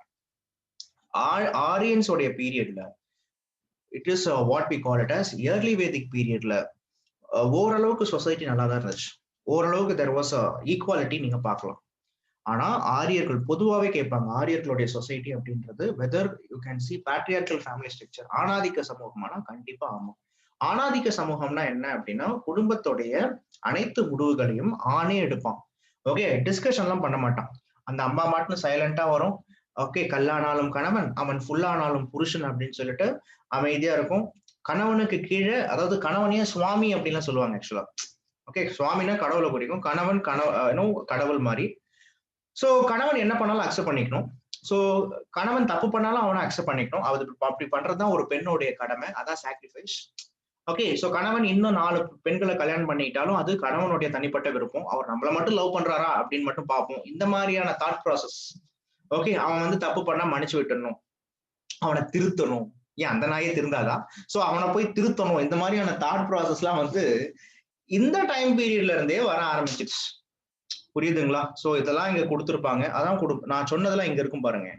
வேதகால சமூகத்தில் நல்லா புரிஞ்சுக்கோங்க. Already I mentioned there was a division in the society. பிராமணா, சத்ரியா, வைஷ்யா, சூத்ரா. இதை தவிர்த்து பாத்தீங்கன்னா முன் வேத கால பெண்களின் நிலை இது ரொம்ப மோசமா இருக்கும். வேதகால சமூகத்தில் ஆண்களுக்கு நிகராக பெண்கள் மதிக்கப்பட்டார்கள். ஏர்லி வேதிக் பீரியட்ல ஆண்களுக்கு நிகராக பெண்கள் பொது நிகழ்ச்சிகளிலும் அரச சபை விவாதங்களிலும் கலந்து கொண்டார்கள். அபலா, இந்த பாயிண்ட் எல்லாம் கேட்பாங்க. அபலா, கோஷா, விஸ்வராவரா, லோபமுத்ரா, இவங்கெல்லாம் யாரு? இவங்கெல்லாம் ஏர்லி வேதிக் பீரியடா இல்லைன்னா லேட்டர் வேதிக் பீரியட் பெண்களான்னு கேட்பாங்க. இவங்கெல்லாம் ஏர்லி வேதிக் முன்வேத கால பெண்கள். பெண்களா இருந்தாலும் இவங்கெல்லாம் யார் சார் அப்படின்னா ரொம்ப படிச்ச பெண்கள், சமூகத்துல ரொம்ப மதிக்கப்பட்டாங்க. யாரு? அபலா, கோஷா. ஓகே, அதுக்கப்புறமா கார்கி அப்படின்னு இன்னொரு பெண் கூட இருக்காங்க, அவங்கள பத்தி எல்லாம் பேசல. மதன் கார்கி கேள்விப்பட்டிருப்பீங்க நீங்க, வைரமுத்து ஒடிசன். கார்கி அப்படின்றது யாருன்னா வேத காலத்துல ரொம்ப படிச்ச ஞானி, பெண் ஞானி. அதனால கார்கின்ற நேம வைரமுத்து வச்சிருப்பாரு. ஓகே, வைரமுத்து பேசுறது திராவிடியனிசமா இருக்கும், ஆனா பட் நிறைய அவரும் வந்து பார்க்கும்பொழுது யோசிச்சுதான் வச்சிருப்பார் பேர்லாம். சோ கார்கி அப்படின்ற பெண்ணையும் இங்க குறிக்கிறாங்க, குறிச்சிருக்கணும் ஆனா இங்க கிடையாது. So Abala, Gosha, விஸ்வவாரா and Lopamudra, இந்த வார்த்தைகள்லாம் ஞாபகம் வச்சுக்கோங்க. லோபமுத்ரா, விஸ்வவாரா, கோஷா, அபலா போன்ற பெண்கள் கல்வி வேள்விகளில் சிறப்பான நிலையில் முன்னேறி இருந்தனர். திருமணம் தூய்மையான சமய சடங்காகவும் புனிதமாகவும் பிரிக்க முடியாத ஒன்றாகவும் மதித்து போற்றப்பட்டது. ஓகே, இந்த திருமணம் அப்படின்றது 1000 காலத்து பயிர் அப்படின்னு சொல்லுவாங்கல்ல, திருமணத்தை பார்த்து பார்த்து பண்றாங்க இல்லையா. ஓகே, சோ திருமணம் அப்படின்றது ரொம்ப ஜாக்கிரதையா பண்ணாங்க. அதுல முக்கியமா அப்படி அங்க கொடுக்குறான் பாருங்க, புனிதமாகவும். அந்த புனிதம்ன்றதான் இங்க பிரச்சனை. புனிதம் தான் பிரச்சனைங்க ஆக்சுவலா. புனிதம்னா அவன் என்ன சொல்ல வரான் அப்படின்னா சாக்ரெட் அப்படின்னா என்னன்னா, இங்கதான் நீங்க வேற பெர்ஸ்பெக்டிவ்ல பாத்தீங்கன்னு வச்சுக்கோங்க, இன்டர்காஸ்ட் மேரேஜ் அக்செப்ட் பண்ணிக்க மாட்டானுங்க. அந்த இன்டர்காஸ்ட் மேரேஜ் அக்செப்ட் பண்ணிக்கிறதுதான் புனிதம் அப்படின்றாங்க. கான்செப்ட் புரியுதா எங்க அங்க புனிதம் அப்படின்னு? ஓகே, ஒரு பெண்ணு இப்போ ஃபார் எக்ஸாம்பிள் இதெல்லாம் வேற லெவல்ல தான் சொல்லி ஆகணும் ஆக்சுவலா. இப்போ ஒரு பெண்ணை வந்து என்ன பண்றாங்கன்னா ஒரு கேர்ளை ரேப் பண்ணிடுறாங்க. அந்த பொண்ணு வெளில சொல்ல முடியல. ஏமா சொல்லல, உன் பிரச்சனையே என்னன்னு சொன்னாதானே அப்படின்னு கேட்கும்போது அந்த பொண்ணு என்ன சொல்லும், இல்ல இல்ல ஓகே கற்பு அப்படின்னு ஒரு கான்செப்ட் இருக்கு, வீட்டுல வந்து பார்க்கும்பொழுது இதெல்லாம் சொன்னா ஓகே நம்மளுடைய குடும்பத்தோடைய மானமாவே போயிடும், உனக்கு கற்பு போயிடும்னு சொல்லுவாங்க. ஓகே அதுக்கப்புறம் யாரும் கல்யாணம் பண்ணிக்க மாட்டாங்க, அதனால நான் செத்து போறேன். இதெல்லாம் சமூகத்துல நீங்க பாக்குறீங்க இல்லைங்க. ஓகே அப்போ இந்த கற்பு அப்படின்றது புனிதம் அப்படின்னு வச்சுட்டான். அதனால இந்த புனிதத்தை என்ன பண்ணிட்டாங்க அப்படின்னா இதை பேஸ் பண்ணி நிறைய திருட்டுத்தனம் பண்ணலாம் ஆண்கள் வச்சுக்கிட்டாங்க. கான்செப்ட் புரியுதா? எவ்வளவு ரேப் சொசைட்டில வந்து நடக்குது அப்படின்னும் பொழுது ஏன் நிறைய பெண்கள் அமைதியாவே இருந்துடுறாங்க, வெளில சொல்ல முடியாத நிலைமையில இருக்கிறாங்க அப்படின்னா குடும்ப மானம் அப்படின்னு ஒரு பாயிண்டா இருந்தாலும் இன்னும் இந்த சில காலங்காலமா இந்த புனிதம் அப்படின்ற வார்த்தை வந்து இன்னும் பெண்களை ரொம்ப வந்து பிரச்சனை பண்ணுது.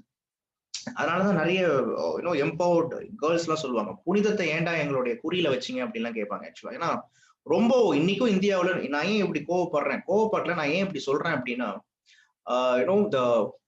சொல்லப்போனா இந்த இந்தியன் கிரைம் ரெக்கார்ட் பியூரோ கேள்விப்பட்டிருப்பீங்க. இந்த ஆர்கனைசேஷன் சொல்லுது ஓகே ஆப்பிரிக்காவுக்கு அடுத்தது உலகத்துல இந்தியாவில தான் பெண்களுக்கு அதிகமான குற்றங்கள் அதிகமா நடக்குது. முக்கியமா என்ன அப்படின்னா ரேப்.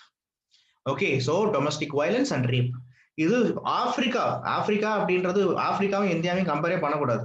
ஓகே அவனுங்க டிஃப்ரெண்டான ஆளுங்க. ஆனா பட் அப்பேற்பட்ட ஆப்பிரிக்காவையும் கடந்து நம்ம என்ன பண்ணிட்டு இருக்கோமா, புனிதம் பெண்கள் புனிதமாக கருதப்படும் நாடு இந்தியான்னு சொன்னாலும் இன்னைக்கு பெண்கள் அதிகமா பிரச்சனைக்குள்ளாகிற நாடும் இந்தியாதான்றது உங்களுக்கு தெரியும்.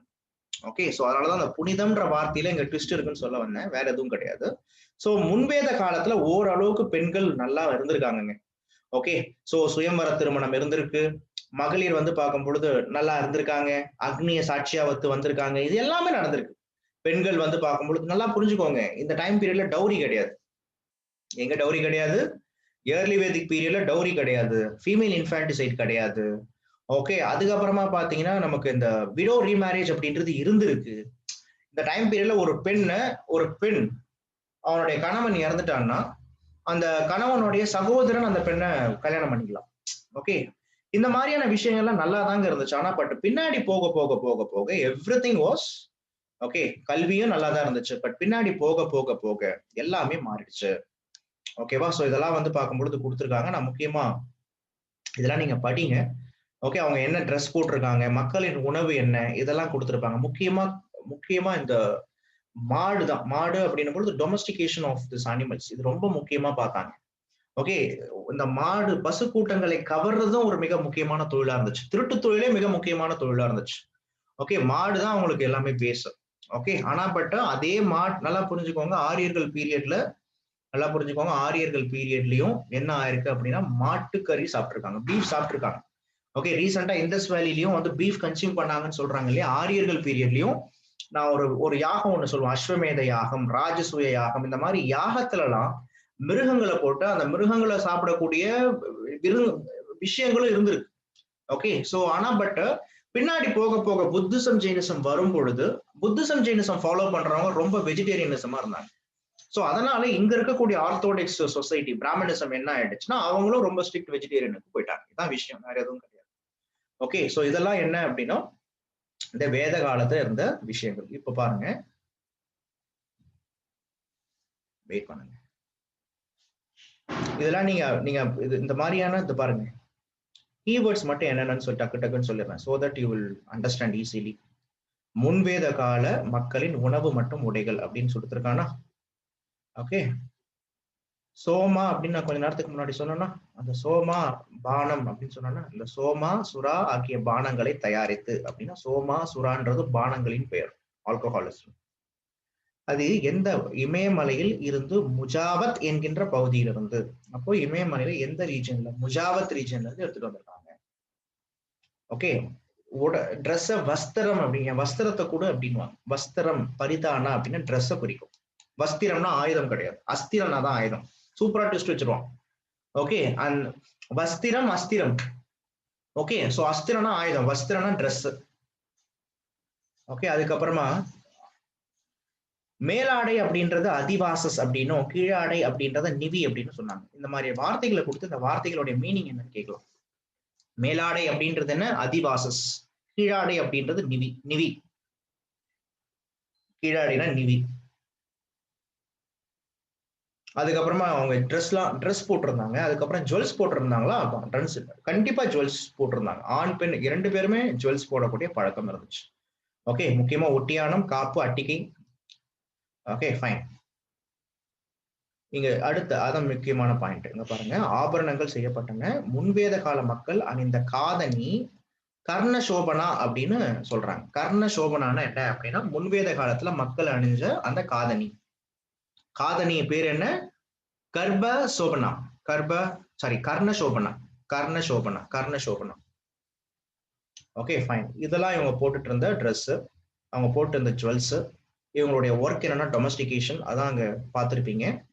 இங்க பாருங்க, இங்க முக்கியமான கீவேர்டு அடுத்து பாருங்க. கீழே பாத்தீங்கன்னா காவிஷ்டி அப்படின்னு ஒன்று இருக்கும். வாட் இஸ் காவிஷ்டி அப்படின்னா, நான் சொன்னேன் இல்லையா, ஆணிரைகளை கவர்வார்கள். ஆணிரைகள்னு என்ன? ஆடு மாடுகள்லாம் திருடுவாங்க. அப்போ கால்நடைகளை கவர்வதற்காக போர்கள் நடைபெற்றதாக ரிக்வேதம் சொல்கிறது. காவிஷ்டி என்ற சொல் பசுக்களை தேடி அலைபவர்களை குறிக்கின்றது. அப்போ வாட் இஸ் காவிஷ்டி அப்படின்னு கேட்பாங்க. ஓகே, சோ பசுக்களை தேடி அலைபவர்கள், ஏன்னா பசு கூட்டங்களை கொள்ளையடிக்கிறது தான் அவங்களுடைய தொழிலாகவும் இருந்துச்சு. ஓகே, இதான் இங்க நம்ம சங்க காலத்திலயும் நடந்துட்டு இருந்துச்சு.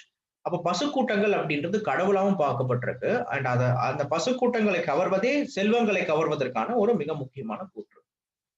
கோமத் அப்படின்றது என்ன அப்படின்னா, இதை பாருங்க, பசுக்களை தேடி அலைபவர்களை குறிக்கிறது. பசுக்களின் உரிமையாளர்களை கோமத் அப்படின்னு சொல்றாங்க. கோமத் அப்படின்னா யாரு அப்படின்னா, பசு கூட்டத்துடைய பசுக்களின் உரிமையாளர். சமஸ்கிருதத்துல கோ என்றால் பசு, மத் என்றால் வைத்திருப்பவர். ஓகே, சோ கோமத் அப்படின்னு ஞாபகம் வச்சுக்கோங்க.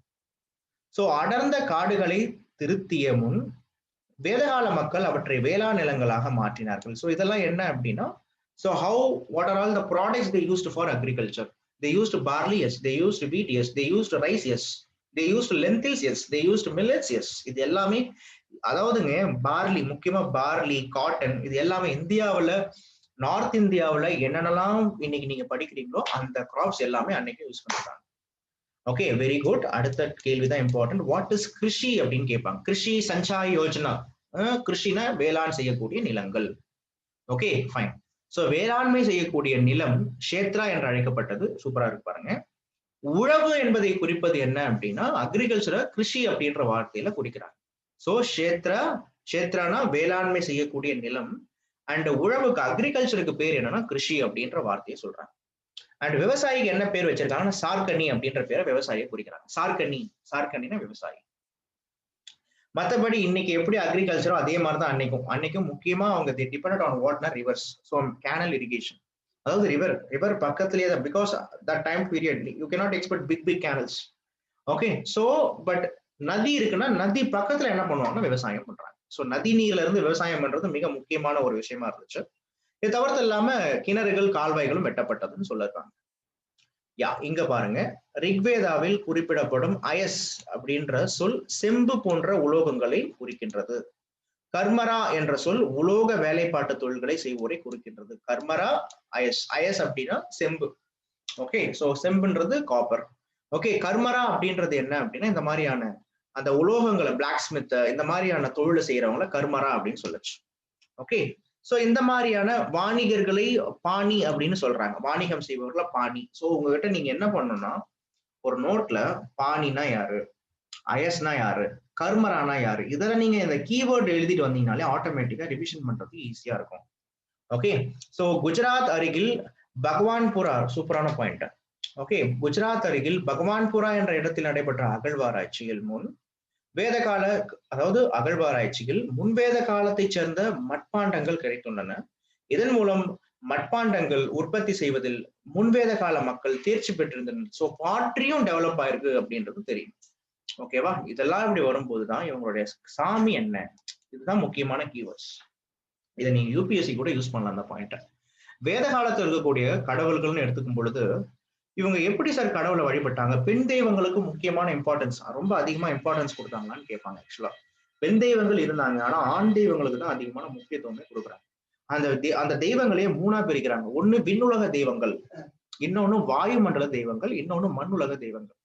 மண்ணுலக தெய்வங்கள் யாருன்னா பிருத்திவி அப்படின்றோம். வாயுமண்டல தெய்வங்கள்னா வாயு, அக்னி அப்படிலாம் சொல்லுவாங்க. இந்த பஞ்சபூதம் இருக்குல்ல, பஞ்சபூதம்னு அப்பு, வாயு, தேயோ, ஆகாஷ், பிருத்திவி. ஓகே, சோ இந்த பஞ்சபூதத்துல ஆகாஷ்னா வானம், அது வாயுமண்டலம்.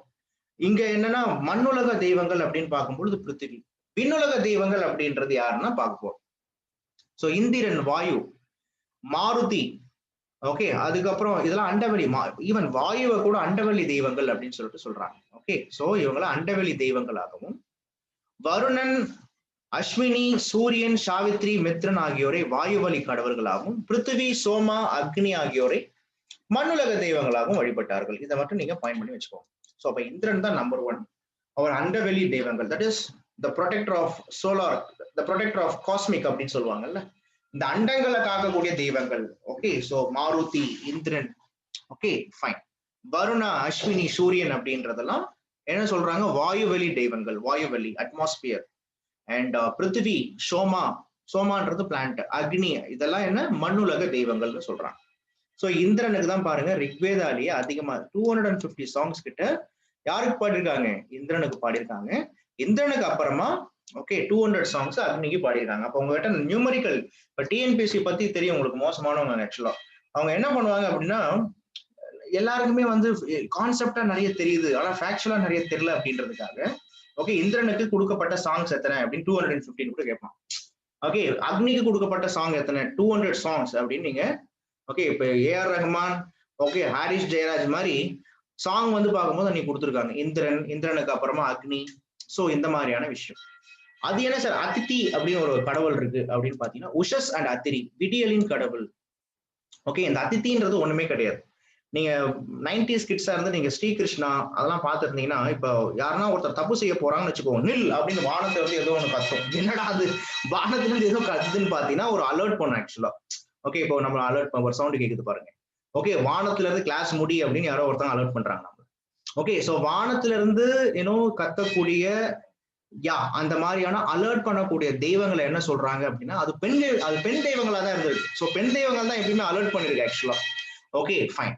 சோ அந்த தெய்வங்களுக்கு என்ன அப்படின்னா அதித்தி அப்படின்ற சொல்றாங்க. அதித்தி. உஷஷ், உஷஷ் அப்படின்றது என்னன்னா விடியலின் கடவுள். ரொம்ப சிம்பிளுங்க. சூரியன் அப்படின்னு ஒரு கடவுள் இருப்பார். இந்த சூரிய கடவுளுக்கு 2 மனைவிகள். உஷஸ்ன்னு ஒரு மனைவி, இன்னொன்னு என்ன, அதாவது உஷான்னு சொல்லு. இந்த உஷஸ் தான் உஷான்னு மாறி போச்சு. சோ உஷா, பிரத்யுஷா. பிரத்யுஷானா 2வது கடவுள், 2வது மனைவி. சோ இந்த மாதிரியான கடவுள்களை வழிபட்டாலுமே பெண் தெய்வங்களை விட ஆண் தெய்வங்களுக்கு தான் அதிகமான முக்கியத்துவம் கொடுத்திருக்காங்க. அண்ட் ருத்ரன் என்ற சிவன் பத்தியும் சில குறிப்புகள் இருக்கு. மாருதி அப்படின்னா வலிமையான கடவுள்னு அர்த்தம். முன்வேத கால மக்கள் நடத்தும் வேள்விகளில் இங்கதான் இம்பார்ட்டன்ஸ். இந்த மாதிரியான கான்செப்ட்ஸ்லாம் இருக்கு இல்லையா, இவங்க என்னதான் சார் பண்ணாங்க? இந்த சாமிங்க எல்லாம் எதுக்காக வழிபட்டாங்க அப்படின்னா, முதல்ல ஃபர்ஸ்ட் மெட்டீரியலிஸ்டிக் நீட்ஸ்க்கு தான். மெட்டீரியலிஸ்டிக் நீட்ஸ்னா என்ன தெரியுங்களா? கடவுளே எனக்கு வந்து நல்ல சாப்பாடை கொடு, எனக்கு நல்ல செல்வங்களை கொடு, மனைவி மக்களை கொடு, ஓகே நல்ல கணவனை கொடு, ஓகே எனக்கு நல்லா செழிப்பா இருக்கணும். மெட்டீரியலிஸ்டிக் நீட்ஸ், இந்த உலக வாழ்க்கைக்கு தேவையான அனைத்தையும் கொடுன்னு தான் வேண்டிட்டாங்க. எடுத்த உடனே எனக்கு மோக்ஷாவை கொடு, I am coming to see you அப்படின்லாம் வந்து அவங்க கேட்கவே இல்லை. மோக்ஷான்ற கான்செப்ட் இருந்தாலுமே முதல்ல கடவுள்களை எதுக்காக வணங்குறாங்க அப்படின்னா, இந்த கடவுள்களை வணங்குறதுக்கான காரணம் என்னன்னா டு கிவ் பூன்ஸ், எனக்கு நல்ல செல்வங்களை கொடு. அப்படி செல்வங்களை கொடுன்னு கேட்கும் போது நல்லா புரிஞ்சுக்கோங்க, ஒவ்வொரு கடவுளும் ஒவ்வொரு விஷயத்துக்காக வழிபாடு படப்படுறாங்க. கான்செப்ட் புரியுதா? இங்க நல்லா கொடுத்திருப்பான் பாருங்க. முன்வேத கால மக்கள் நடத்தும் வேள்விகளில் இந்திரனுக்கும் அத்திக்கும் அதிக முக்கியத்துவம் தரப்பட்டது. பால், நெய், தானியம், இறைச்சி, ஈவன் சோமபானம், சரகு கூட வச்சு வழிபட்டு இருக்காங்க. ஆனா இன்னைக்கெல்லாம் நீங்க அதை பார்க்க முடியாது. இன்னைக்கு சாமியே பிரிச்சுட்டாங்கல்ல. ஒரு ஹை காஸ்ட் சாமி பவர், இவர் மிடில் கிளாஸ் சாமி, அவரு லோ கிளாஸ் சாமி. யாரு? இந்த கருப்பு சாமி, முனியப்பன், வனதுர்கா, இந்த மாதிரியான சாமிகள் எல்லாம் இப்ப லோ காஸ்ட் சாமியாவும் ட்ரைபல் காட்ஸாவும் மாத்தி விட்டான். ஓகே, ஆனா சீரியஸாவே அந்த கடவுள்கள் தான் உண்மையான குலதெய்வங்கள். ஆக்சுவலா இது உங்களுக்கு தெரியாது. குலதெய்வங்கள் வழிபாட்டுடைய ஹிஸ்டரியை படிச்சு பாத்தீங்கன்னா, they are all the original ancestral gods. அவங்களானே இன்னைக்கு லோ காஸ்ட் காட்ஸா மாத்தி விட்டாங்க. ஹை காஸ்ட் காட்ஸ் அப்படின்னு சொல்லிட்டு சொசைட்டில ரொம்ப பணம் படைத்தவன் அவன் வணங்கக்கூடிய கடவுள்களை வந்து ஹை காஸ்ட் காட்ஸா சொல்லிட்டாங்க. கான்செப்ட் புரியுதா? You can never see a Brahmin was worshipping Mariata or Kaliyata or Vanadurga. Do you know what is the reason behind that? You will never see a Brahmin worshipping a Karupsami or Muniyappan. Tell me what is the reason behind it? Because அவங்களுடைய ancestors அது கிடையாது, நம்மளுடைய ancestors எல்லாம் அது. அதனாலதான் நாம அந்த சாமியெல்லாம் வணங்கிட்டு இருக்கோம். லாஜிக் என்னன்னு புரியுதா உங்களுக்கு? சோ இதான் basically the concept of what அப்படின்னா, the system of pollution and purity ன்னு சொல்லுவாங்க. பின்னாடி ஒன்னொன்னா படிப்போம். ஸோ ஈவன் இறைச்சி சோமபானம் கூட ஆரியர்கள் வச்சு படைச்சிருக்காங்க அப்படின்றது நீங்க தெரிஞ்சுக்கணும். இது இல்லைன்னு போட்டுற போறீங்க, இறைச்சியும் இருந்திருக்கு. நீங்க இன்னைக்கு பிராமின்ஸ் இறைச்சி சாப்பிடலையே, அன்னைக்கும் சாப்பிட்டுருக்க மாட்டாங்க அப்படின்றத நீங்க இது பண்ணக்கூடாது. இறைச்சியும் வச்சு படைச்சிருக்காங்க. எப்போ? இயர்லி வேதிக் பீரியட்ல. ஃபைன். இதான்ப்பா இங்க விஷயம். Very good. இதுக்கு அப்புறமா என்ன அப்படின்னா நல்லா பாருங்க. இதுக்கு அப்புறமா இதெல்லாம் முடிச்சிட்ட பிறகு கிராம தெய்வங்களுக்கு வழிபாடும் முன்வேத கால மக்களால் பின்பற்றப்பட்டது. நம்பிக்கைக்கு பண்பிற்கு சாரதா, ஓகே, கோபன்பிற்கு மன்யு ஆகியோர் கடவுளாக வழிபட்டார்கள். அதாவது மன்னிக்கிற தெய்வம் பேரு சாரதா. ஓகே, கோபமான தெய்வத்தை மன்யு அப்படின்னு சொல்றாங்க. அதனாலதான் அபிமன்யு, கோபகாரணம் அபிமன்யு. Okay, so fine. சாரதான மன்னிக்கக்கூடிய தெய்வம், மன்யு அப்படின்ற தெய்வம். இதெல்லாம் சஃபிக்ஸ் ப்ரிஃபிக்ஸ் மாதிரி ஆக்சுவலா. Okay, so fine. இந்திரனை காளையாகவும் சூரியனை குதிரையாகவும் உருவகப்படுத்தும் வழிபாடும் முன்வேத கால மக்களால் பின்பற்றப்பட்டது. ரிக்வேதத்தில் கூறப்பட்ட இரட்டையர் துதிப்பாடல்கள் தயா, பிருத்திவி, வித்ரா, வருணன், அஸ்வினி ஆகிய தேவதைகளை குறிச்சிச்சு. ஃபைன். அண்ட் இதெல்லாம் முன்வேதம். பின்வேத காலத்துல என்னாச்சு? பின்வேத காலத்துல இங்கதான் என்ன சொல்லுவாங்க அப்படின்னா, நிறைய இன் லேட்டர் வேதிக் பீரியட் நிறைய பார்க்கும் பொழுது சொல்லப்போனா வேத அங்கங்கள்னு பேர். அங்கம் அப்படின்னா பார்ட்ஸ். வேதாங்கா அப்படின்னு இங்கிலீஷ்ல நீங்க படிப்பீங்க, கரெக்டா? அங்கானா என்ன? பார்ட்ஸ். வேத அங்கா அப்படின்னா வேதாவுடைய பார்ட்ஸ். அந்த வேதாவுடைய பார்ட்ஸ் அப்படின்றது என்ன அப்படின்னு சொல்லிட்டு பார்க்கும்பொழுது ஒரு 6 பார்ட்ஸ் இருக்கும். வேதாவுடைய பார்ட்ஸ், வேதாங்கான்றது 6 பார்ட்ஸ். 6 பார்ட்ஸ். அது என்னென்ன 6 பார்ட்ஸ் சார் அப்படின்னு பாத்தீங்கன்னா, ஃபர்ஸ்ட் என்ன அப்படின்னா, ஓகே, வேத அங்கங்களாக இலக்கியங்கள் 6 தோன்றி வளர்ச்சி அடைந்தன. ஓகே, சோ சிக்ஷா. சிக்ஷா அப்படின்றது என்னன்னா ப்ரொனன்சியேஷன். சிக்ஷா அப்படின்னு நீங்க படிக்கிறீங்களா, தமிழ்ல அது சிக்ஷை அப்படின்னு இருக்கு, இங்கிலீஷ்ல அது சிக்ஷா. நீங்க நிறைய ஸ்கூல்ல பாத்தீங்கன்னா சிக்ஷா ஸ்கூல் அப்படின்னு இருக்கும்ல, சிக்ஷானா ப்ரொனன்சியேஷன் அர்த்தம். ஒரு வார்த்தையை இப்படிதான் ப்ரொனன்சியேஷன் பண்ணணும்ன்ற ஒரு முறை இருக்கு. அதுக்கு பேர் தான் ஒலியியல் அப்படின்னு பேர். ஓகே, இப்போ ரா நீங்க மியூசிக்ல கூட கேள்விப்பட்டிருப்பீங்க, இதை இப்படிதான் ப்ரொனவுன்ஸ் பண்ணணும், இப்படி ப்ரொனவுன்ஸ் பண்ணக்கூடாது. இப்ப சில பேர், இப்ப என் சின்ன வயசுல என் பேரு சங்கர்னு எனக்கு ஷாவே வராது ஆக்சுவலா, டங்கர் தான் சொல்லிட்டு இருப்பேன் ஆக்சுவலா. ஓகே, அதுக்கப்புறம் எங்க தாத்தா கூப்பிட்டு நல்லா டிங்கரிங் எல்லாம் பண்ணி அடிச்சு அதுக்கப்புறம் ஷா வர வச்சா. ஒலியியல். ஏன்னா நம்ம பேசும்பொழுதே நிறைய தடங்களாலாம் பேசுவோம் ஆக்சுவலா. சோ நீங்க கூட ஒரு சிவாஜி படம் கூட பார்த்திருப்பீங்க. ஓகே, சரஸ்வதி சபதம்னு நினைக்கிறேன் ஆக்சுவலா. சிவாஜிக்கு பேச்சே வராது. அதுக்கப்புறம் அவர் ஏதோ பண்ணி ட்ரை பண்ணி இறைவனுடைய தேவியோடைய கருணையால என்ன பண்ணுவார்னு பேசுவார். அப்படி பேசும்போது அந்த ப்ரொனன்சியேஷன் வருது இல்ல, அந்த ப்ரொனன்சியேஷன் பேர் தான் எஸ் ஃபோனடிக்ஸ். ஓகே, ஒலியியல்.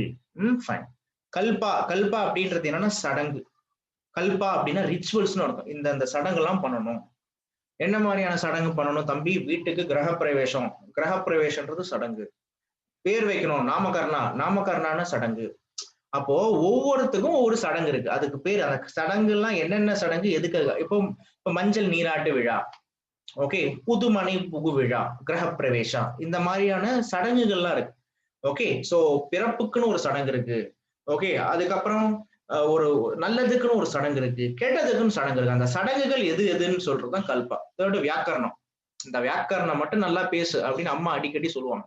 வியாக்கரணம் என்கிட்ட வியாக்கரணம் எல்லாம் பேசாத அப்படின்வாங்க. அப்படின்னா என்கிட்ட கிராமர் பேசாத, இலக்கணம் எல்லாம் பேசாதன்னு அர்த்தம். ரொம்ப ஒழுங்கீனமா இருந்துட்டு என்கிட்ட இந்த வியாக்கரணம் எல்லாம் பேசாதுன்னு அம்மா எல்லாம் அடிக்கடி சொல்லுவாங்க. அம்மா கிட்ட இருந்தே நம்ம நிறைய தெரிஞ்சுக்கலாம். ஓகேவா? ஏன் மூஞ்சி அஷ்ட கோணலாம் போதுன்னுவாங்க. அஷ்டானா 8 கோணல்னு எனக்கு பின்னாடி தான் தெரியும். ஓகே, கோவப்படும் போது ஏன்பா மூஞ்சி அஷ்ட கோணலாம் போகுது அப்படின்னு கேட்பாங்கல்ல. அஷ்டானா 8. இதை வச்சுதான் நான் அஷ்டதிகஜாசனம் ஞாபகம் வச்சுக்கிட்டேன். அம்மாக்கள் தான் நமக்கு லெசன்ஸ், இன்னும் வாழ்க்கை பாடங்கள்லாம் சொல்லுவாங்க. அப்படி வியாக்கரணம் அப்படின்ற வார்த்தை ரொம்ப ரொம்ப முக்கியம். அண்ட் நிருத்தம் நிருத்தா அப்படின்னா என்ன அப்படின்னா சொல்லாக்க விளக்கம், எத்திமோலாஜி அப்படின்னு இங்கிலீஷ்ல பேர். ஃபர்ஸ்ட்ல இருக்கிறது என்னன்னா இட் இஸ் ஃபோனடிக்ஸ்.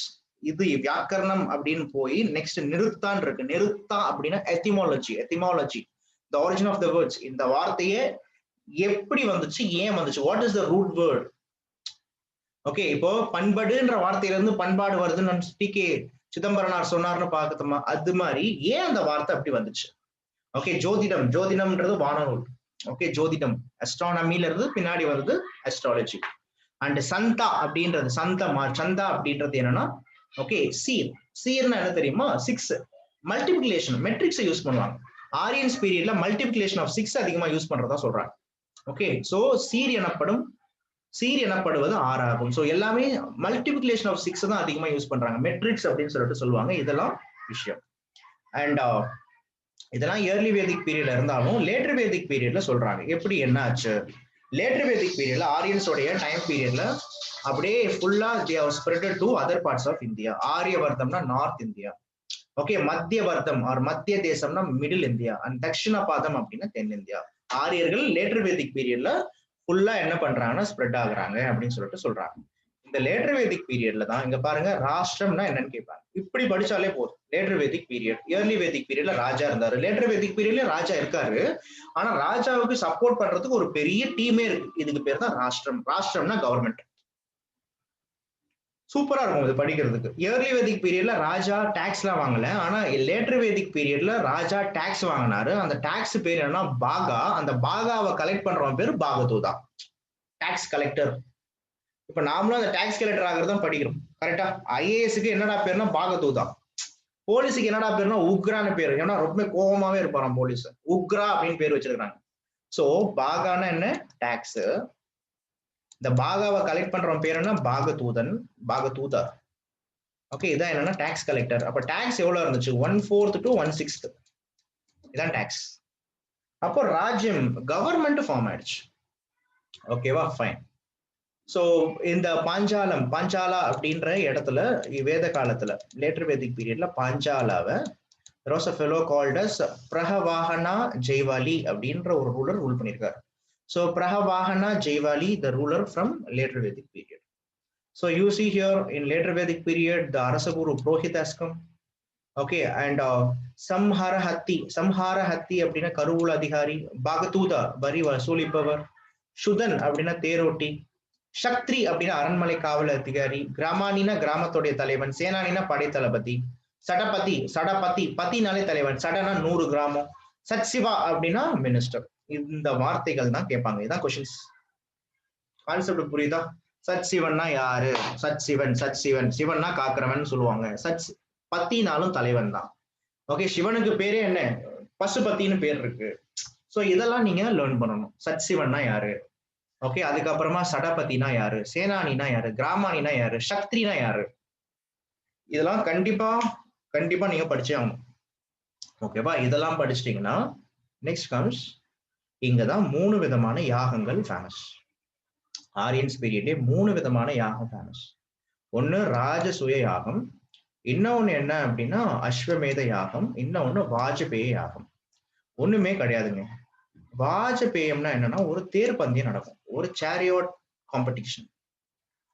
தேர் பந்தயம் நிறைய மன்னர்கள் பார்ட்டிசிபேட் பண்ணுவாங்க. அதுல எந்த மன்னன் பார்ட்டிசிபேட் பண்ணி ஜெயிக்கிறானோ, தோத்த மன்னன் எல்லாமே ஜெயிக்கிற மன்னனுக்கு என்ன பண்ணணும்னா வரி செலுத்தணும். இதுக்கு பேர் தான் வாஜபேய யாகம் அப்படின்னு பேர். வாஜபேயம் என்பது தேர் பந்தயத்தை குறிக்கும். இத்தேர் பந்தயத்தில் அரசன் செலுத்தும் தேரே வெற்றி பெறும். இந்த யாகங்களை பற்றி சபசத பிரமாணம் அப்படின்றது வளர்க்குது. அதெல்லாம் தனி கதை விட்டுருங்க. அஸ்வமேகம்னா என்ன? அஸ்வானா குதிரை. ஒரு குதிரையை என்ன பண்ணுவாங்கன்னா யாகத்துல, ஓகே, குதிரையை என்ன பண்ணுவாங்கன்னா யாகத்துல பலி கொடுப்பாங்க. அதுக்கு பேரு அஸ்வமேதம். இந்த அஸ்வமேத யாகம் அப்படின்றது யார் ஒருத்தவங்க பண்றாங்களோ அவங்க ரொம்ப இன்னமும் மேம்பட்ட ஒரு மன்னனாவான்னு சொல்லிட்டு பேர். இந்த உங்களுக்கு என்ன புரியும்னா இந்த மாதிரியான யாகங்களை நடத்துறது எல்லாமே பிராமின்ஸ் தான் ஆக்சுவலா.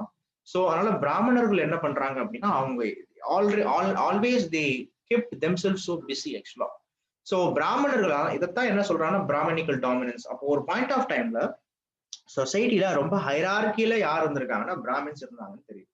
சோ அரசன் தன் செல்வாக்கை தொடர்ந்து நிலைநாட்ட ஆண்டின் முக்கிய நாட்களான அவரது பிறந்த நாள், திருமண நாள், போரில் வெற்றி பெற்ற நாள், ஓகே, ஆக செய்த யாகமே என்னன்னா ராஜசூய யாகம். இந்த ராஜசூய யாகம் ஒரு மன்னன் செஞ்சுட்டான்னா, ஓகே, இந்த மன்னன் யாகம் செய்யும் பொழுது இவனுடைய எதிரி இவனை எப்படியும் தடுக்கணும்.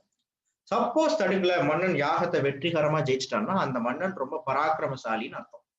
அவன் யாராலும் வெல்ல முடியாதவன் அர்த்தம். சோ இந்த மாதிரியான யாகங்கள்லாம் அந்த நாட்டுல அந்த காலத்துல இருந்துச்சு. அண்ட் இதுதான் நான் சொன்னேன், வர்ணாசிரம வர்மம் இருந்துச்சு. சோ பிராமணா, சத்திரிய, வைஷ்யா, சூத்ரா அப்படின்றவங்களதான் அக்ரிகல்ச்சரிஸ்டும் சூத்ராவை தான் சொன்னாங்க. யார் விவசாயம் பண்றானோ அவனுக்கே சூத்ரான் தான் பேர். பிராமணனின் தொழில், okay, the rituals doing teaching, the one who involved in religious aspect, பிராமணா, பிரம்மாவின் தலையிலிருந்து பிறந்தவன் பிராமணன் என்போன். அவனுடைய தொழில், ஓகே, வேதங்களை படிப்பது, யஜனங்களை செய்வது, போதிப்பது, ஓகே, டீச் பண்றது, இது எல்லாமே பிராமணனுடைய தொழில் என்றும், தோளின் வலி கொண்டு போராடுபவன் சத்திரியன் என்றும், தோளின் வலினா தோல் வலியோடு இருக்கிறவன் கிடையாது, தோளின் வலினா வலிமையை குறிக்கும், வலினாலே வலிமையை குறிக்கும். தோளின் வலியோடு போராடுபவன், தன் நாட்டை காப்பதற்கு போராடுபவன் சத்திரியன். அதனால தோல் வலிச்சிட்டு இருக்கவன் அர்த்தம் கிடையாது, வலினா வலிமை. வைஷ்யன் யார்? வைஷ்யன் அப்படின்றவன் யாரு? Vaishya basically the one who involve in trade and commerce. செல்வத்தை அவன் கண்ட்ரோல்ல வச்சிருக்கவன். சூத்திரன் யாரு? இவங்க 3 பேருக்கும் சேவை செய்யறவன். ஆனா அவன் தான் முக்கியமானவன், அவன் தான் அக்ரிகல்ச்சரிஸ்ட், அவன் தான் எல்லா தொழிலையும் பார்த்துட்டு இருக்கான். ஆனா பட் சர்வீஸ் தொழிலை பண்றவங்க என்ன எல்லாரையுமே சூத்திரன்னு சொல்லிட்டாங்க. ஓகே, இதுதான் விஷயம். இதனாலதான் இந்தியாவுல ஜாதிய முறை வந்ததுன்னு சொல்றாங்க. அண்ட் ஆசிரம முறை, இதைதான் நான் சொன்னேன். ஆசிரம முறைனா என்ன? ஓகே, பிரம்மச்சரியம், கிரகஸ்தம், வனப்பிரஸ்தம், சன்னியாசம். பிரம்மச்சரியம் அப்படின்றது என்ன? ஃபர்ஸ்ட் அதான் அந்த முதல் ஆசிரியருக்கு பணி செய்யறது, ஃபர்ஸ்ட் படிக்கிறது பிரம்மச்சரியத்துல ரொம்ப முக்கியம். ஓகே, பிரம்மச்சரியம் அப்புறமா என்னன்னா குடும்ப வாழ்க்கையில திருமணம் பண்ணிக்கிறது. வனப்பிரஸ்தம்ன்றது காட்டுல இருக்கிறது. ஓகே, வனப்பிரஸ்தம் அப்படின்றது இல்லற வாழ்வின் கடமைகளை செய்த பிறகு காட்டிற்கு செல்லு தவ வாழ்வினை மேற்கொள்ளதான் வனப்பிரஸ்தம். சந்நியாசம் அப்படின்றது கடைசி காலம். சமய வாழ்வில் மக்களை ஈடுபட செய்தல் மற்றும் துறந்த நிலையே சந்நியாசமாகும். இது 75 வயதிற்கும் மேற்பட்ட காலமாகும். ஓகே, சோ இந்த டைம் பீரியட்ல அண்ட் இன்னும் ரொம்ப முக்கியமான நிலை அப்படின்றதெல்லாம் இருக்கு. சொன்னேன் இல்லையா, ஏர்லி வேதிக் பீரியட்ல பெண்களுக்கு ஓரளவுக்கு ரைட்ஸ் இருந்துச்சு. ஆனா பட் லேட்டர் வேதிக் பீரியட்ல பெண்களுக்கு நிறைய பிரச்சனை வந்துச்சு. திருமணத்துல ஆணாதிக்க சமூகம், திருமணத்துல பெண்களுடைய பெர்மிஷனை கேட்கறது கிடையாது, கலப்பு திருமணம்னு இன்டர்காஸ்ட் மேரேஜ் பண்ண அலோடு கிடையாது. ஓகே, அப்படி பண்ணா சொசைட்டில இருந்து ஒதுக்கி வைப்பாங்க. பெண்களுக்கு எஜுகேஷன் கொடுக்கல, டவுரி வந்துடுச்சு, பிரைவேட் ப்ராப்பர்ட்டியா மாத்தினாங்க, பெண்களை குழந்தைகள் பெற்றுக்கொள்ளக்கூடிய ஒரு மிஷனா பார்த்தாங்க. இந்த மாதிரியான கதை எல்லாமே குடும்ப வாழ்வும் மனமுறையும் அப்படின்றதுல வந்துடும். ஓகே, இதுல முக்கியமா எதை படிக்கணும்? Okay, there are 8 types of marriage அப்படின்னு சொல்லுவாங்க. பிரம்ம, தெய்வ, ஹர்ஷ, பிரஜாபத்தியம். இந்த ஃபர்ஸ்ட் 4மே என்னன்னா குட் டைப் ஆஃப் மேரேஜ். நீங்க அப்புறமா படிங்க. இந்த first there are 8 types of marriages. First 4 பிரம்ம, தெய்வ, ஹர்ஷ, பிரஜாபத்தியம் 4. ஃபர்ஸ்ட் 4 என்ன அப்படின்னா நல்ல நல்ல முதமான திருமணம், இந்த திருமணம் பண்ண நல்லது. அடுத்த 4 கந்தர்வம், அசுரம், பைசாசம் அண்ட் ராட்சசம் அப்படின்றது கெட்ட விதமான திருமணம். ஓகே, இதுல முக்கியமா ரொம்ப மோசமான திருமணம்ன்றது பைசாசம். பைசாசம்னா என்னன்னா ஒரு பெண்ணுடைய பெர்மிஷனே இல்லாம செக்ஷுவலி அவளை யூட்டிலைஸ் பண்ணிக்கிறது, அவளை அப்டக்ட் பண்றது, இதுதான் பைசாசம். ரொம்ப மோசம். அதாவது ரேப், செக்ஷுவல் ஹராஸ்மெண்ட், இது எல்லாமே பைசாசத்துல வந்துடும் ஆக்சுவலா. ஸோ இதெல்லாம் பெண்களுடைய நிலை பார்த்தீங்கன்னா ரொம்ப மோசமா இருக்கும், அதான் கொடுத்துருப்பாங்க. பட் இவ்வளவு மோசமா இருந்தாலும் சில அரச குடும்ப பெண்கள் படிச்சிருக்காங்க. அதுல ஒருத்தவங்க கார்கி அண்ட் மைத்ரி, இதுதான் நான் சொன்னேன். ஓகே, இவங்க லேட்டர் வேதிக் பீரியட்ல இருந்திருக்காங்க, கார்கி அண்ட் மைத்ரி. கான்செப்ட் புரியுதுங்களா? ஸோ இந்த மாதிரி தாங்க பார்க்கும் பொழுது லேட்டர் வேதிக் பீரியட்ல இருந்துச்சு. முக்கியமா நம்ம இது எல்லாமே சொல்லிட்டேன், தவம், தத்துவம், இது எல்லாமே நான் முன்னாடி எக்ஸ்பிளைன் பண்ணிட்டேன். இந்த டைம் பீரியட்ல ராமாயணம், மகாபாரதம், இந்த ஆன்மாவும் பிரம்மமும், பிரம்மம்னா ஒண்ணுமே கிடையாது, கடவுள் தான் பிரம்மம்னு சொல்றாங்க. இந்த மாதிரியான பிலாசபி பார்ட்டானே புரிச்சிங்கனாலே உங்களுக்கு புரியும். அண்ட் இதே டைம் பீரியட்ல தான் ராமாயணம், மகாபாரதத்துக்கு இம்பார்ட்டன்ஸ் கொடுத்தாங்க. ராமாயணத்தை பத்தி கொடுத்துட்டு, ராமாயண கதை பத்தி உங்களுக்கு தெரியும், இங்க கொடுத்துருக்காங்க, ஒரு ஷார்ட்டா கொடுத்துருக்காங்க, வால்மீகி எழுதிய ராமாயணம். சோ அந்த ராமாயணம் கூறும் வாழ்வியல் பண்பாடு என்ன பாருங்க. ராமாயணத்துடைய கான்செப்ட் என்ன ராமாயணத்துடைய கான்செப்ட்? நீ எவ்வளவு பெரிய ஆளா இருந்தாலும் அடுத்தவன் ப்ராடக்ட்டுக்கு ஆசைப்பட்டா அவ்வளவுதான். கரெக்ட் தானே? நீ எவ்வளவு பெரிய பர்சனா இருந்தாலும், யூ டேக் ராவணா. ராவணனை பார்க்கும் பொழுது சொல்ல போனா 10 தலை ராவணனா ஒருத்தனுக்கு ஒரு மூளை இருக்கும் பொழுது அது எவ்வளவு எஃபெக்டிவா இருக்கும். 10 மூளையை நமக்கு ஒரு மூளை கூட ஒர்க் பண்றது கிடையாது சமயத்துல, அது வேற விஷயம். பட் 10 மூளை ஒருத்தனுக்கு இருந்தா எந்த அளவு அவன் பர்ஃபார்ம் பண்ணுவானோ அந்த அளவுக்கு பர்ஃபார்ம் பண்ண அத்தாரிட்டி தான் ராவணன். ராவணா ஒரு மிக சிறந்த ஒரு மன்னன் ஆக்சுவலா. ஓகே, சிவனுடைய நம்பர் 1 சீடன். அதனாலதான் சிவனுக்கு ரொம்ப க்ளோஸான ஒரு பக்தன் அவன். அதனாலதான் அவனுக்கு பேரு ராவணீஸ்வரான்னு பேரு. ராவணீஸ்வரா. ஈஸ்வர பட்டம் இன்னும் சில பேருக்கு தான் கொடுப்பாங்க. அதுல பாருங்க, ராவணனுக்கு ஈஸ்வரன்ற பட்டம் கொடுத்துருக்காங்க, ராவணேஸ்வரான்னு பேர். ஆனா அப்பேற்பட்ட ராவணன், ஓகே, அவனுடைய ஆணவத்தால, அகந்தையால, முக்கியமா ஓகே, சோ அடுத்தவனுடைய மனைவி மேல மையம் கொண்டு கவர்ந்து ஓகே, சோ இந்த ஒரு விஷயத்தை தான் என்ன அப்படின்னா ராமாயணம் பேசுது. ராமன் தசரதன் என்கின்ற அயோத்திய மன்னனுக்கு மகனாக பிறந்தாலும் ஆடம்பர வாழ்க்கை, இளவரசனுக்குரிய அதிகார போக்கு இவற்றை விரும்பாமல் எளிய வாழ்க்கையை வாழ்ந்தார். சாதாரண மக்களுக்குரிய அனைத்து துன்பங்களையும் அனுபவித்தார். தமது நாட்டின் குடிமக்களை மிகவும் நேசித்தார். எவ்வளவு உயர்ந்த நிலையில் இருந்தாலும் பணிவு கொள்ளுதல் அவசியம், அதுவே மேன்மையை தரும் என்கின்ற வாழ்வியல் பண்பாடு ராமாயணம் உணர்த்துகின்றது. தன் குலகுருவான வசிஷ்டர், தன் வாழ்வின் குருகுல வாழ்வின் விஸ்வாமித்திரர் ஆகியோருடன் ராமன் கற்றுக்கொண்ட விதம் ஆசிரியர் மாணவர் உறவு முறை கொடுத்து இருக்க வேண்டும் என்பதை சொல்கின்றது. இதெல்லாம் படிச்சீங்கன்னா ஒவ்வொன்றத்தையும் நீங்க சொல்லலாம். ராமாயணத்துல இருந்து என்ன மாதிரியான கான்செப்டை எடுக்கலாம்னு கேட்டிருக்காங்க. ஓகே, சோ சீதையை ராவணன் கடத்தி தன் அரண்மனையின் அருகில் உள்ள அசோகவனத்தில் சிறை வைத்தவுடன் தாங்கள் செய்வது தவறு என அவனுக்கு அவன் மனைவி மண்டோதரி அறிவுரை கூறி திருத்த முயன்றான். இந்த நிகழ்வு தவறு செய்யும் கணவனை திருத்த வேண்டிய மனைவியின் கடமை என்பதை வாழ்வியல் பண்பாட்டாக உணர்த்துகின்றது. ஓகே, 14 ஆண்டுகள் வனவாசம் முடிந்த அயோத்திக்கு திரும்பிய ராமனை அவனது தம்பி பரதன் வரவேற்ற நிகழ்வு பதவி ஆசை தனக்கில்லை என்கின்ற பரதனின் பெருந்தன்மையையும், எந்த பதவியும் யாருக்கும் நிலையானதல்ல என்கின்ற வாழ்வியல் நெறிமுறையும் ராமாயணம் சொல்லுது. அதிகாரம் யாருக்குமே நிலையானது கிடையாது. பிறர் மனைவியின் நேசிப்பவன் யாராக இருந்தாலும் அவனுக்கு அவன் வம்சத்தின் அழிவிற்கும் அதுவே காரணமாகிடும் என்பது ராவணனின் செயலே உதாரணம். பாயிண்ட் நம்பர் ரொம்ப இம்பார்ட்டன்ட். ஓகே, அதுக்கப்புறமா ராமன் மேல தம்பி லக்ஷ்மணனுக்கும் குகனுக்கும் ஹனுமனுக்கும் மேற்கொண்ட அந்த பக்தி, ஓகே, கடவுள் மீது பக்தன் கொண்டிருக்கும் உண்மையான அன்பும் பக்தியும் வீடு பேற்றிற்கு வழி என்று வாழ்வியல் கருத்தை சொல்கின்றது. இது எல்லாமே ஒவ்வொன்றா படிச்சீங்கன்னா உங்களுக்கு ராமாயணம் என்ன சொல்லுதுன்னு தெரியும். அதே மாதிரிதான் மகாபாரதம். இந்த மாதிரியான பாயிண்ட்லாம் நீங்க இது ஏற்கனவே உங்களுக்கு தெரியும். ஓகே, இதெல்லாம் ஒரு தடவை படிச்சீங்கனாலே போதும். வாட் இஸ் திஸ்னு. ஓகே, சோ இதுதான் வந்து பார்க்கும்போது இந்த டாபிக்ல கேட்ட கொஸ்டின். புராணங்கள் அப்படின்றது there are 18 புராணஸ். ஓகே, 18 புராணாஸ். அந்த 18 புராணாஸ்ல அந்தந்த காலத்துல இருக்கக்கூடிய சாமிங்களை பத்தி, இப்ப சிவ புராணம், வாயு புராணம், மார்க்கண்டேய புராணம், லிங்க புராணம், வரகா புராணம், மத்ஸ்ய புராணம், ஸ்கந்த புராணம், கூர்ம புராணம், இது அன்னைக்கு இருக்கக்கூடிய சாமிகளை பத்தி சொல்லும். இந்த சாமிகளை பத்தி பேசும்போது உலகம் எப்படி உருவாச்சு, அந்த டைம் பீரியட்ல எந்த மாதிரியான சிச்சுவேஷன் இருந்ததுன்னு சொல்றது புராணம்.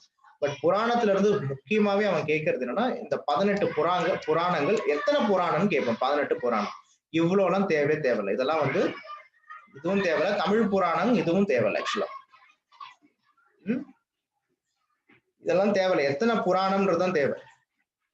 ஓகே, பிரம்ம புராணம்னா என்னன்னு கேட்பாங்க, தமிழ் புராணங்கள் எத்தனைன்னு கேட்பாங்க. ஸோ நீங்க புராணங்களின் நோக்கம் அப்படின்றது என்னன்னா, சமயம், தத்துவம், அறிவியல் இவை சம்பந்தப்பட்டு வெளியிடப்பட்ட பழங்கால மக்களின் வாழ்க்கை நிகழ்ச்சிகளை, அவற்றில் புரியாத கடினமான கருத்துக்களையும் மிகச் சுவையாகவும் ஓமான ஓமயங்கள் எக்ஸாம்பிள்ஸோட சொல்றதான் புராணங்களின் நோக்கம். ஸோ இதான் இந்த சாப்டர்ல மேக்சிமம். இப்ப கண்ணப்பர், இதெல்லாம் நம்ம ஏற்கனவே பக்தி காலத்துல படிச்சிருக்கோம். கண்ணப்பர்னு ஒருத்தர் இருப்பாரு, சிவன் மேல ரொம்ப அதிகமான அன்பு கொண்டிருப்பாரு. சிவனுக்காக தன்னுடைய 2 கண்களையுமே வந்து பிரிச்சு எடுத்தவர். இது இவருடைய ஹிஸ்டரி அப்படின்றது கண்ணப்ப புராணம். அது மாதிரி ஒவ்வொரு இண்டிவிஜுவல் பர்சன்ஸை பத்தி சொல்றது புராணம். ஓகே, ஸோ இதெல்லாம் என்ன அப்படின்னா, ஓகே, இதெல்லாம் இந்தியாவில், ஓகே இப்ப பாருங்க, இதெல்லாம் இந்தியாவில் வந்து இந்திய பண்பாட்டுடைய கூறுகளா இருக்கு. இதான் விஷயம். ரிக்வேத இதை அப்படியே படிங்க. ரிக்வேதத்தில் உள்ள மொத்த பாடல்களின் எண்ணிக்கை எவ்வளோ அப்படின்னு கேட்பாங்க. 1028. ஓகே, ஆரியர்களின் இசையார்வதற்கு சிறந்த எடுத்துக்காட்டாக உள்ளது சாமம். ஆயுர்வேதம் அப்படின்றது இதை பத்தி ஆயுர்வேதம் தனுர் போர்க்கலை. நீ இதெல்லாம் ஒர்க் பண்ணுங்க, இதே உங்களுக்கு ஈஸியா இருக்கு பாருங்க. ஆக்சுவலா உபனிஷத்தை பாரசீக மொழியில் மொழிபெயர்த்த முகலாய இளவரசரை பத்தி கேட்கிறாங்க. ஆக்சுவலா ஆக்சுவலா என்ன தெரியுமா, Dara Shikoh. Okay,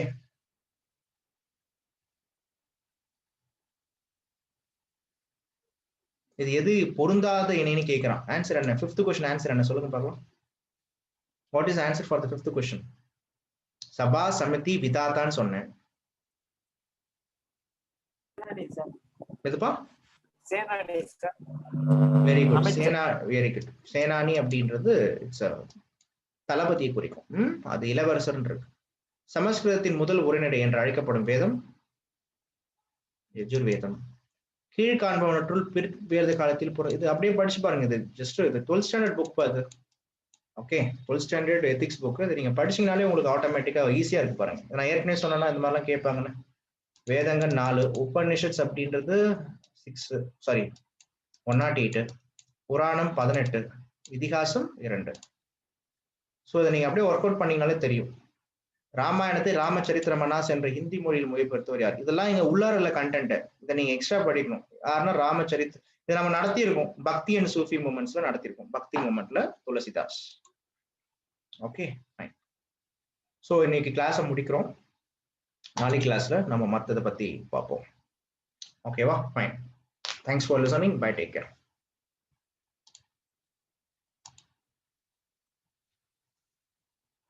Bye. Thank you.